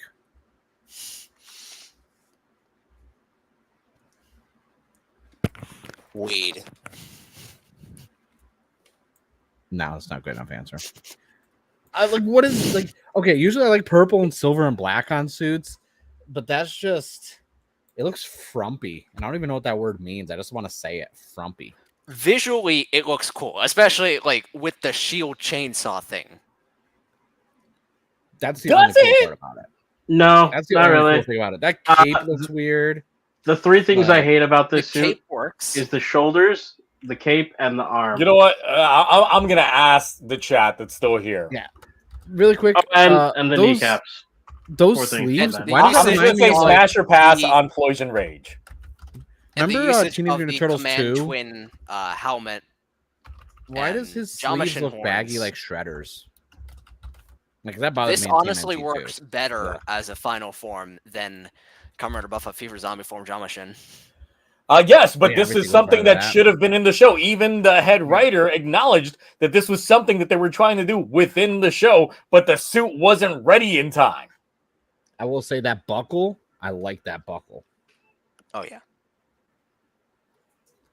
and the arm thing, and the helmet. I don't like the shoulders. I don't like the knees. I'm the actually shape. not a again, fan of the who cape. else remembers Command No, the Twin? cape looks cheap. Yeah, the shoulder pads on them just feel like they were Dude, very, very last it- minute additions. Pull It's up like, Shredder from the second Ninja Turtles live action movie. The cape and then the sleeves being baggy looks just like Shredder. this guy doesn't even have big balls like Legend. They look like they shriveled up and went back inside him. I was gonna make a Rocky Mountain Mr. joke. Is it the This one show where takes they place hit on after him? the festival. Yeah. They really did try and rush this one here, but yes, go on in your defense on this. Anyone else want to try and challenge Xenion when it comes to this film? I don't have any questions asked because I haven't seen it and I never will because I think it's hot garbage. Cloudy, I mean, well, Cloudy's muted. Cloudy's got shit going. I was just Oh, getting drinks, but that's beside the point. Anyway, no, sorry, I needed to. I was thinking this is like my little break time to get some stuff. Cloudy, But anyway, get in there and just get him good. okay. Don't make it easy on his mouth. Don't make it easy on him. He's so get young. that old pepper boy. Hit him with that pepper. All right, let me just double check. Right. So tell me, how does retconning the fact that not only Michinagi should be a human, but the fact that Beruba is still around, even though she clearly died within the context of the show, fixing the problems of the show, even though she winds up dying yet again in this special, but only just to remind, what's his name, that yes, he's part Jamato still. There's at least some closure between their relation. That's not what I asked, but okay.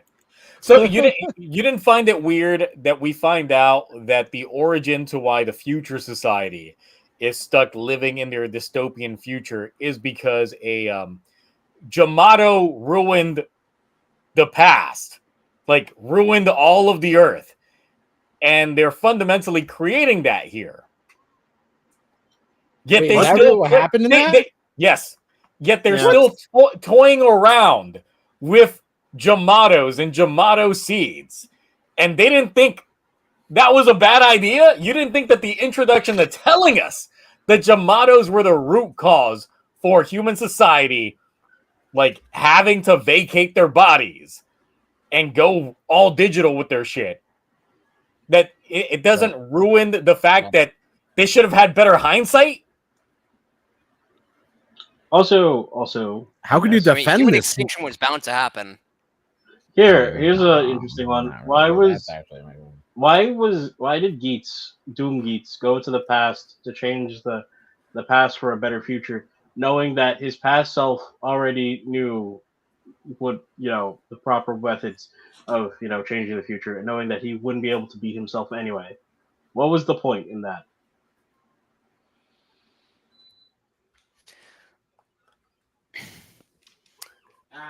Got it. You stumped. Can I use the restroom? Only if you're gonna shit out a better answer.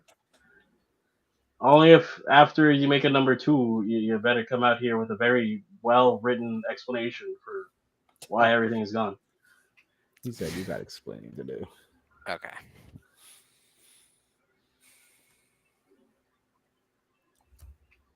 Yeah. Yeah. I'm thinking. Hold on. What was the point of Geets fighting Geets? You're putting more thought than they did Yeah, into the script for this Jamato Awakening special, apparently. I can throw more fuel to the fire here. Fire. Good. More. So explain to me once again. We established that Doom Geats future Ace is a thing. The fact that he interacted with Niram, and Niram interacted with Ace, and Niram knew that Ace was the god in the future. You didn't have a problem with that? You didn't have any problem with the fact that he apparently always had hindsight and never used it? Shitty. You're really making the special sound like atrocious. I might watch it just for shits and giggles when I'm really also if Ace was already, god of creation, god and all powerful in the past, and then this is future Ace that should be technically more powerful than past Ace. And they knew that this shit was gonna happen. Why didn't he just time travel 10 minutes before dude's parents got and actually prevented the entire ordeal from happening? Again, just looking at Jamato Awakening and what it establishes, it's basically just a time loop. Whatever's going to happen in the future is bound to happen. So here, I got you a lowball one because I don't need you to answer any of the bigger ones. What happened to Kyun? Why isn't Kyun in this movie stalking Neon? Oh, he died. No, he did now. You could have said he just logged out and went to another server. I would have taken he found someone else to stand for, squirrels in his pants for. But then wait, if I remember correctly, don't we see a Kyun towards the end of this? Yes, there is a Kyun at the very end of the series. Yeah, and we were like, why wasn't he here? Yep, yeah. Mm-hmm. That's what I asked. Why isn't that Kyun here? He's not. I know the reason. I know the reason how to show, but I'm not gonna. I'm just curious. What's the reason? He died from heartbreak. There's something called rejection.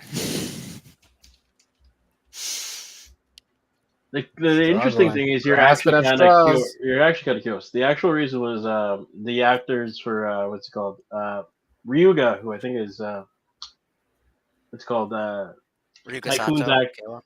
Yeah, Keiwa's actor and Naga's actor thought that Keiwa and Naga looked better. Well, no, it was strictly just Keiwa's actor.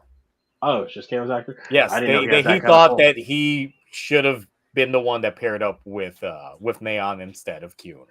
I agree, but that's not even the most point. Most audience would too. Yeah, but that's not. The point is, I didn't know that. I thought it was both of them. I didn't know it was just him. I didn't even know he had that kind of power that he could just do that. But yeah, maybe Keiwa. He had banners. He tried. Yes, yeah. He's like, when I'm around, she don't need the fantasy buckle. Damn. So I mean, he does have that button sword. Fundamentally, this all does end up proving that Daichi's redemption arc was in the wrong, because technically this is Daichi's fault for causing the future to have the worst future ever. Once again, hindsight is 2020. They should have realized, hey, this is the motherfucker that actually ended up, causing the downfall of our society by cross-pollinating and making all these fucking Jamato. So, would you say that fundamentally, retroactively, made Geats good? Yeah, I'd say so. All right. It's a bold lie. All right. Well, you did better this go ahead, but I can't believe that's the plot of the actual special. Because I never knew. oh what the yeah, plot no, was. That is shit. It is shit, and it's worse when you watch It's the a terrible special that leads into it. Because even though the show implies that Sumidi was the next navigator after Ace's mom, the special implies that there was another. Well, it doesn't imply. It straight up tells us that there was another navigator in between them. Oh, also, sister. it also the special is like it one, it doesn't need to happen, and two, it was just very odd because the only thing good about it was the action. Like nothing else like really Yeah, made sense. there's nothing satisfying. If this was like actual Azuma getting proper revenge for Toru, like if we actually got that those writers that killed his friend came back to life and he was throwing hands, that would have been a better special. Yeah, because they should have come back. Because one, we saw their suits. Two, Keiwa's wish made it, a thing that they probably should have came back. Yep. He should have came back too, technically. Also, Muso Muteki. Yes, he should have. Yep. Oh yeah, Toru should have also come back. Muso Muteki to close out the night.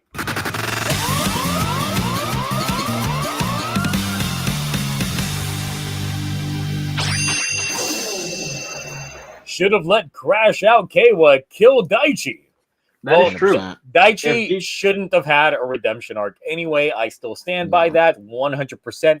Daichi did not deserve any redemption whatsoever. Daichi should have left after he was eliminated back in like. But my thing is, I feel like it's odd because if Geets had allowed Keiwa to get that kill, then technically Keiwa would have saved the future from the Jamato threat. Oh yeah, exactly. He would have saved the day, knowing this continuity. Yeah, but it is what it is. That is such a bad special. I might watch it just for fun. I mean, it's relative. It's not too long. It's not. So, but it is brain rot. But I will be watching some class. I would say, is it more enjoyable than Gotchard? Yes, it is, because at least the action's good. Yeah, there's actually good things about it. I think that's the news. Even though better than Gotchard. When he's running from the explosions in the background, you do see like the knee armor hold on by like a thread because they're bouncing like the jiggle physics in Baywatch. Oh, also there's his special live beach volleyball physics. There's his henshin when he jumps off the building. Building henshin? Ooh. Sort of. I do like building jumping henshins. All right, so we made it, and I'm surprised Ash, even though he said he was going to be running late, never showed up at all. He pulled a mark. Yes, he did. Okay. Listen, Ash is here all the time. He is. You got to give him credit. Sometimes he's going to pop in. They discovered that new spider breed out there, so he's probably like out there fighting them or something. Just imagining Ash. The Liangle special. He's armed with like a flamethrower and a machete going out there. It's going to show up with like a little fedora like Mitsuki and just start attacking with a rod. Oh my god. All right, so with that, we still have several bad Toku takes on this wheel. Oh my god, we got some. I want to know what that ASJ what is. I feel like I told you post stream. Oh, that's right. Well, that's probably how. We'll learn later. It's gonna be a surprise. Not gonna lie. There's a consistency on my end. I just cannot believe your luck tonight on the wheel. Not once, but twice you got hoed. Dude, look, I will say that there's another one on here that says like Outsiders is the best Kamen Rider spinoff. Oh my god! I could defend that. We know why. We know why I could defend that too. Listen, and right below that one, people should watch Fudo PI for their first writer show. I couldn't defend that. I can't even because it's a sequel. It's an animated sequel of an already existing. What the frick? Oh god, this is yeah. So there's still some really bad takes still left in here to get through all this stuff. So as we close out the night, Xenion, what you got to promote?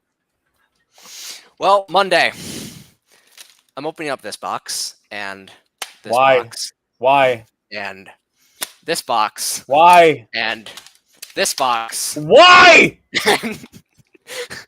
And another box.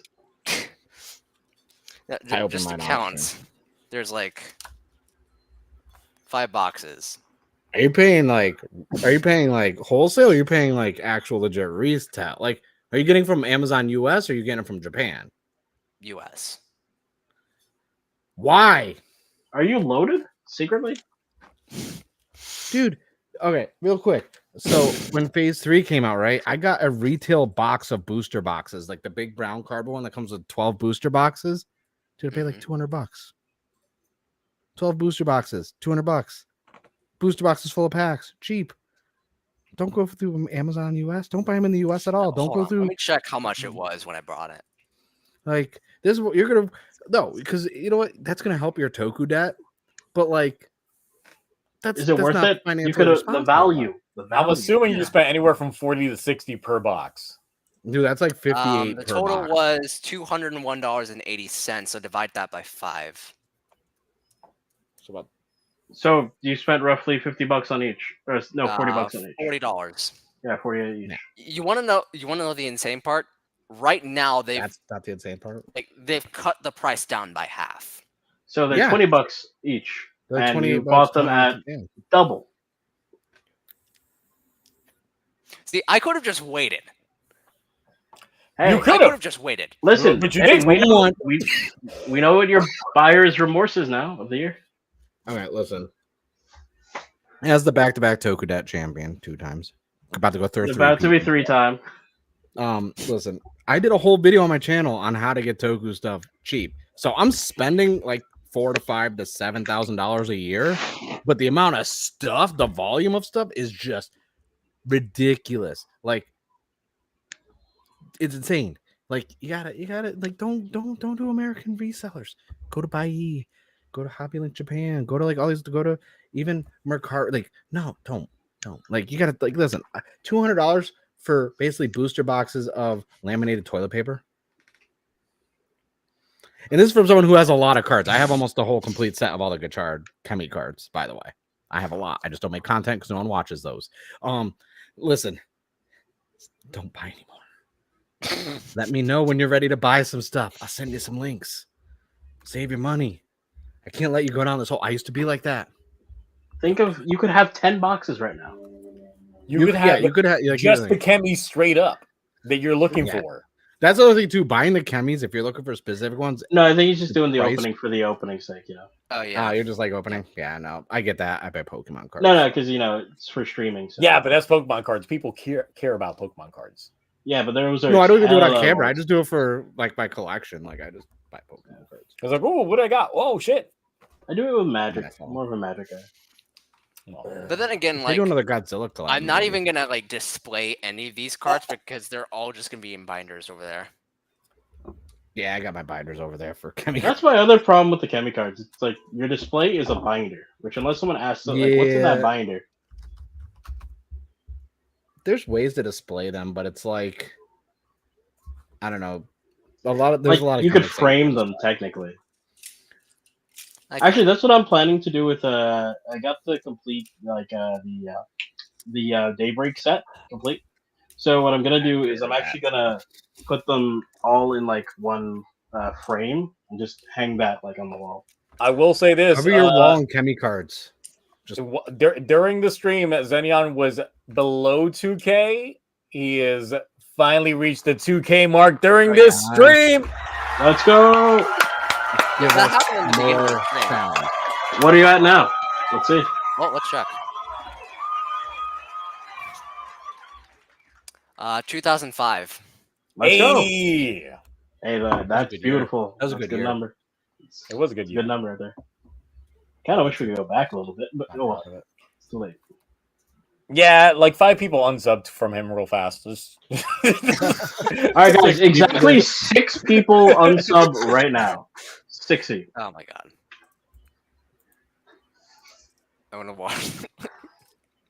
Let's keep him at 199.9 for a while. All right. Cloudy, what you got to promote? So, well, firstly, I just want to say after this, Zero reminded me I have to watch the Classic 3D specials.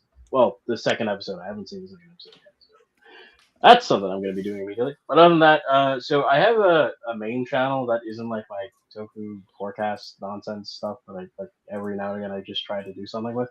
That I like to do like movie stuff. So I'm gonna be making a Borderlands, not the movie, but like the games comparison. Okay. And what? I was about to say, I'm No, that movie no, wasn't I saw good. that movie. I saw Yeah, that movie. it's a trash film. I don't waste your money. But so the games though, 3 is a very disappointing game and very bad throughout the series and franchise. So I made a script. I whipped it up a couple days ago. I have a friend who's my editor. We're talking about finishing that up. So hopefully sometime next week or next month, I'll have that done. Everyone can. I'll throw a link on that on the Discord. You can watch it on my main channel, which is mostly cloudy. So there you go. Great. And Mark, what kind of content you're making these days? So I finished Black Bahamut Wind, and I'm working on this really, really crappy. I like how you asked us who Wind was, and you made them. Yeah, I made it after. I was like, oh, I don't know who the hell that is. Now I know who Oh, it he is. just found the box and he was like, "Oh, this is weird." Yeah, that was my next one down the list. Just toy stuff. The Chinese like toy release video is actually doing really good now. I accidentally posted one of my drafts live without any of the proper information on it, so the algorithm screwed me over on that video for the Boon Boonger Mini Plus Set 3. So I may have to do a re-upload and actually after I fixed it already. This is the next one. Then I have a whole bunch of Gavu stuff coming in either Tuesday or Wednesday next week. And Driver, chorizo, go chizos. I don't think about chorizo. I want a burrito. 2 days. A lot of till stuff that. I'm coming- definitely going to eat after this stream. Yeah. I am hungry. So I have a lot of stuff. I have a lot of stuff coming in, and so I can't wait to do videos for that because toys, and then that's it. I have not know. I've been snacking on goldfish this entire time. Hey, 4 You're corn not on dogs, camera. some pulled pork. So- yeah, we can even Exactly. tell. Well, yeah, We because don't I see muted it. myself every now and again. Was it You easy got to on the pull like the Gotchard and Legend trying to eat just like your model. Is that why the mouth on your VTuber has been moving this whole time? Is you chewing? Yeah, my mic picks it up and it makes like the mouth move. Like even when you're muted, it's just like the mouth just keeps Well, moving. yeah, I'm like, 'cause- why does the mouth just keep moving? My mic is connected, like the mouth is connected to the sound of like my model, not like so. If my mic picks anything up, whether or not you hear it, it still moves. It's weird. No, Alright. it's just how it's set up. I know how it works. Yeah. Me, well, I'll be working on Gotchard video tomorrow. Like I said, I already finished filming that opening bit. It is slightly under 10 minutes just for the opening bit by itself. So it's going to be a long one. If I don't get it out tomorrow, then it'll be out Sunday. But believe me, it's going to be a lot of work and editing, just trying to get it together, just covering 15 episodes. Honestly, like getting footage from the shows takes more time than making the coherent like portion of things just work, which is why even just covering 3 episodes in Boom Boom Jerk can take a while, because adding the footage from those 3 episodes, trying to find the right footage that correlates with what I'm saying, takes longer than even piecing together the review. So it's just how that's gonna go. So it's crazy. But yeah, that's it, guys. Next week, obviously, we got the debut of Gavu, so we'll be talking about that. We got the proper start to lap 3 of Boom Boom Jerk, so obviously talking about that.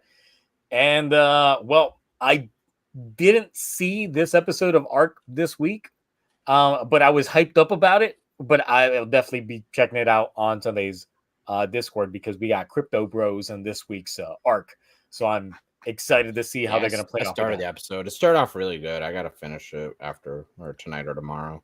So I'm going to be enjoying the fuck out of that episode. But yes, that's it. We will catch you next time. Until then, bye. Bye.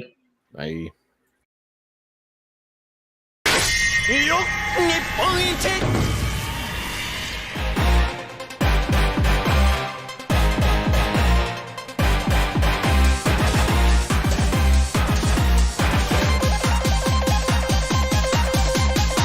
Party time!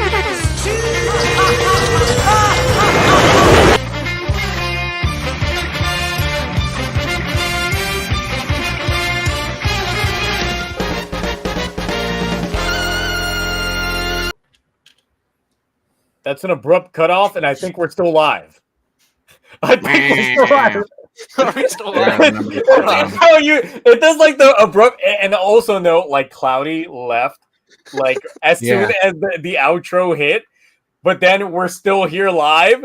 And welcome to the after show, guys. Where Hold on, let me check in the. I was gonna- on my phone. no, I know we're still live because it still Yeah, has the 'cause it counter says it. going. I was gonna pull the Ryan Reynolds from Waiting, where like, and that's when I realized yep, his it's mouth still tasted live. like cinnamon.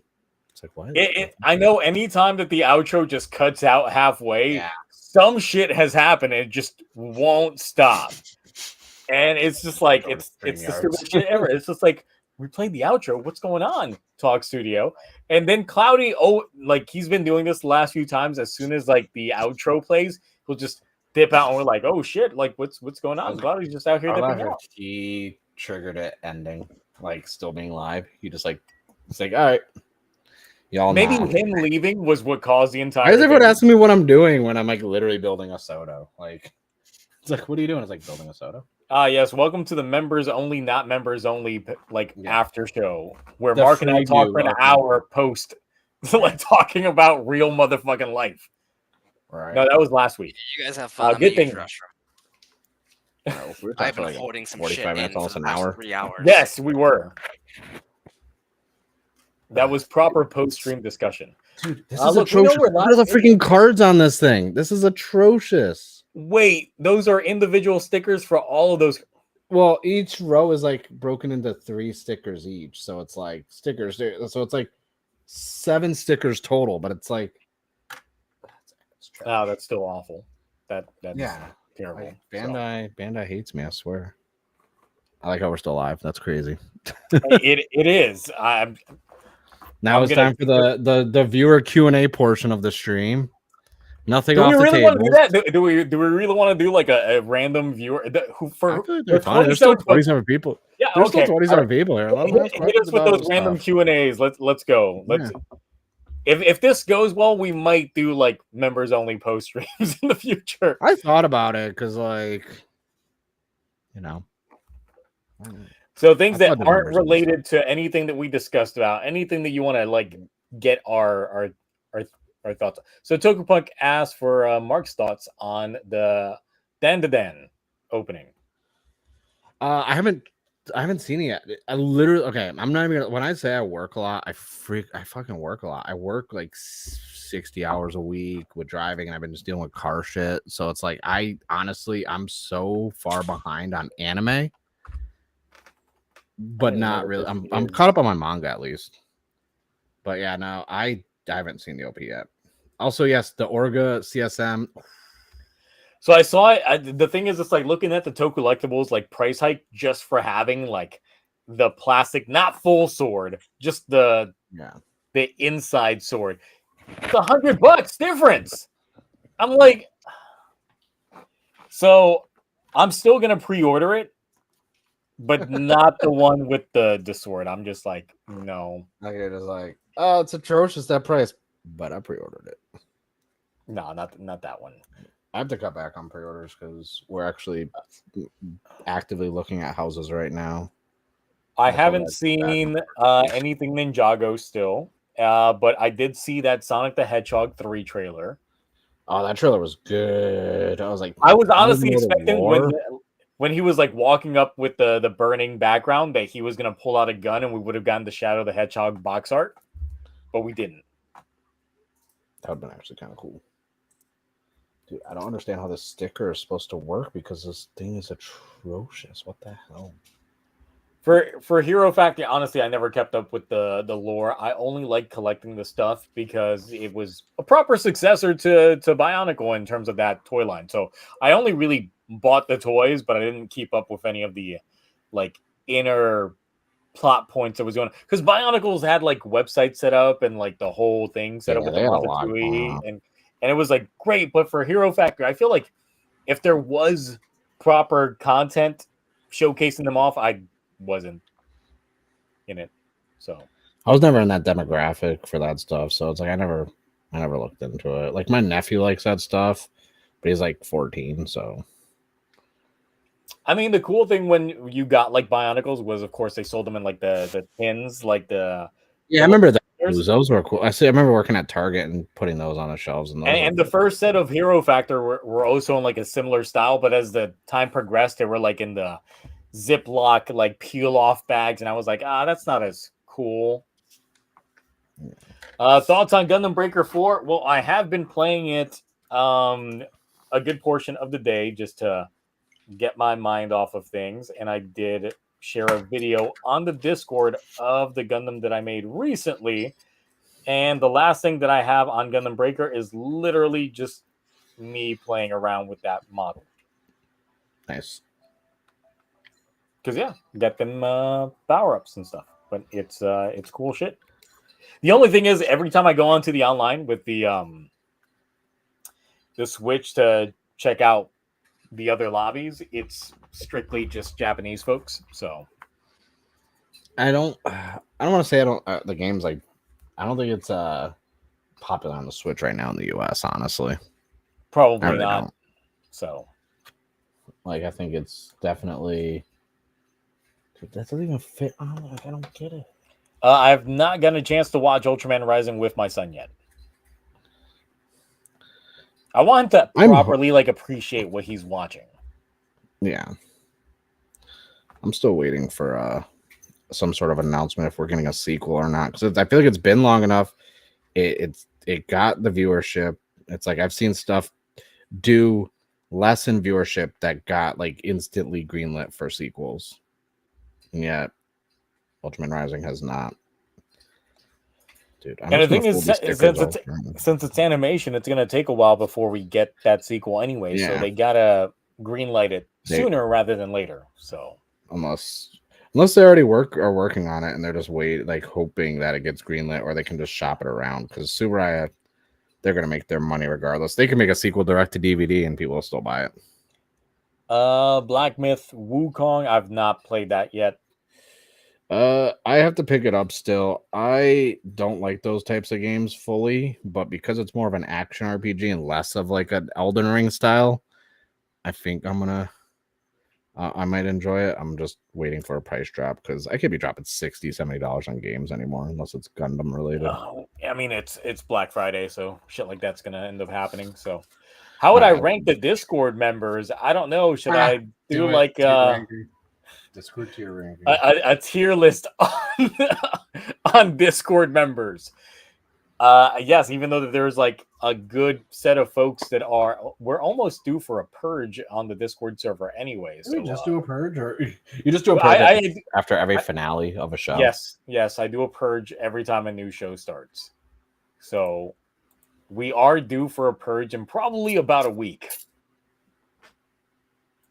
I like how I actually have never had to participate in the purge. I'm just like, yeah, whatever. I'm barely on there. Not like I used to, anyways. I had to spray that with. Oh my god, I could taste the spray. I sprayed too much. Fucking sodas. I've only watched the first 2 Gundam build series, because then after that I was like, y'all are nah. I'm tired of this. I only watched the first one. I never watched the other ones. I did. I'm mad because they made it so hard to find. I enjoyed watching the SD World's Hero anime that they did for Gundam. Those were cool. Mersey's asking like the real questions here. In terms of my persona namings, is there a space between the Ranger and Rider names or no?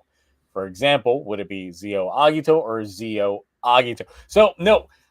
The way that my YouTube name is structured, this was a while ago in YouTube, where they would only display whatever name you put on there, your first and last name, would become your display name. So for this particular account, when I made it, I made the first name Zio and the last name Agito, just so it wouldn't have my actual name on there. Because I have another YouTube account that just has my actual name on there. Yeah. And this was just the way that YouTube was doing things back in those days. You couldn't just make random username. You had to use your name. That was the TOS back then. So it was awkward times. So when I made this one as kind of like my burner account, I just made the first name Zio, the last name Agito. But technically, within the context of how things should be, there should be no space between them. It's literally was just trying to bypass the structure that YouTube had set up at the time. Yeah, I've changed my username so many times. Remember when YouTube, you could be monetized no matter how many followers, subscribers you had? Do you remember that? Yep. Those are good. I had a video with like 35,000 views because I actually have one private and the rest I had to delete because of copyright for back music. I have full videos, even on external, of every tattoo I've gotten from start to finish, like full videos of getting them done. Because that's what my channel originally was back in like 2008 or 9, whenever YouTube popped up, 2006 or whatever. Just all tattoo. And like I remember being like, why do I have this money? But then I lost my channel. Remember Google Plus when you had to do that social media thing? When they shut down Google Plus, it deleted my channel because it was linked to my Google Plus. So I lost all the subscribers and everything. And I was like, I'm never going to start over. And I didn't start over until like 3.5 years ago, 4 years ago. The first channel lore was me in high school making my friends watch One Guy, One Cup. No. Yes. Why?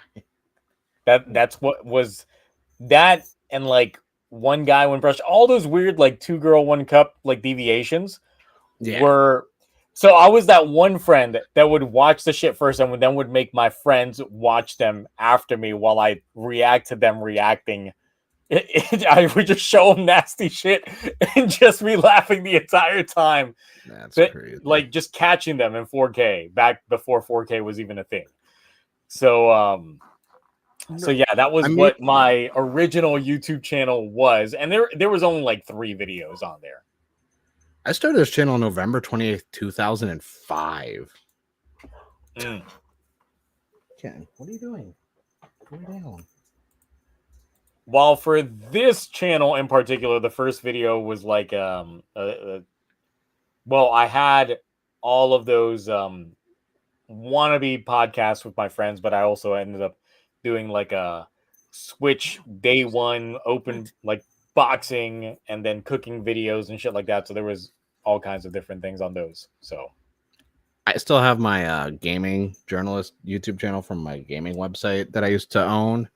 And there's some interviews I had with nerdy gamer girls that were corn stars and worked for Playboy. No, people don't realize when the Vita was first coming out, they had an event and they had girls who actually played video games that also worked for Playboy that were there demoing it and this and that. And I was just like, it's crazy. Because people forget I was a game journalist for like almost a decade before I decided to come back to like YouTube stuff.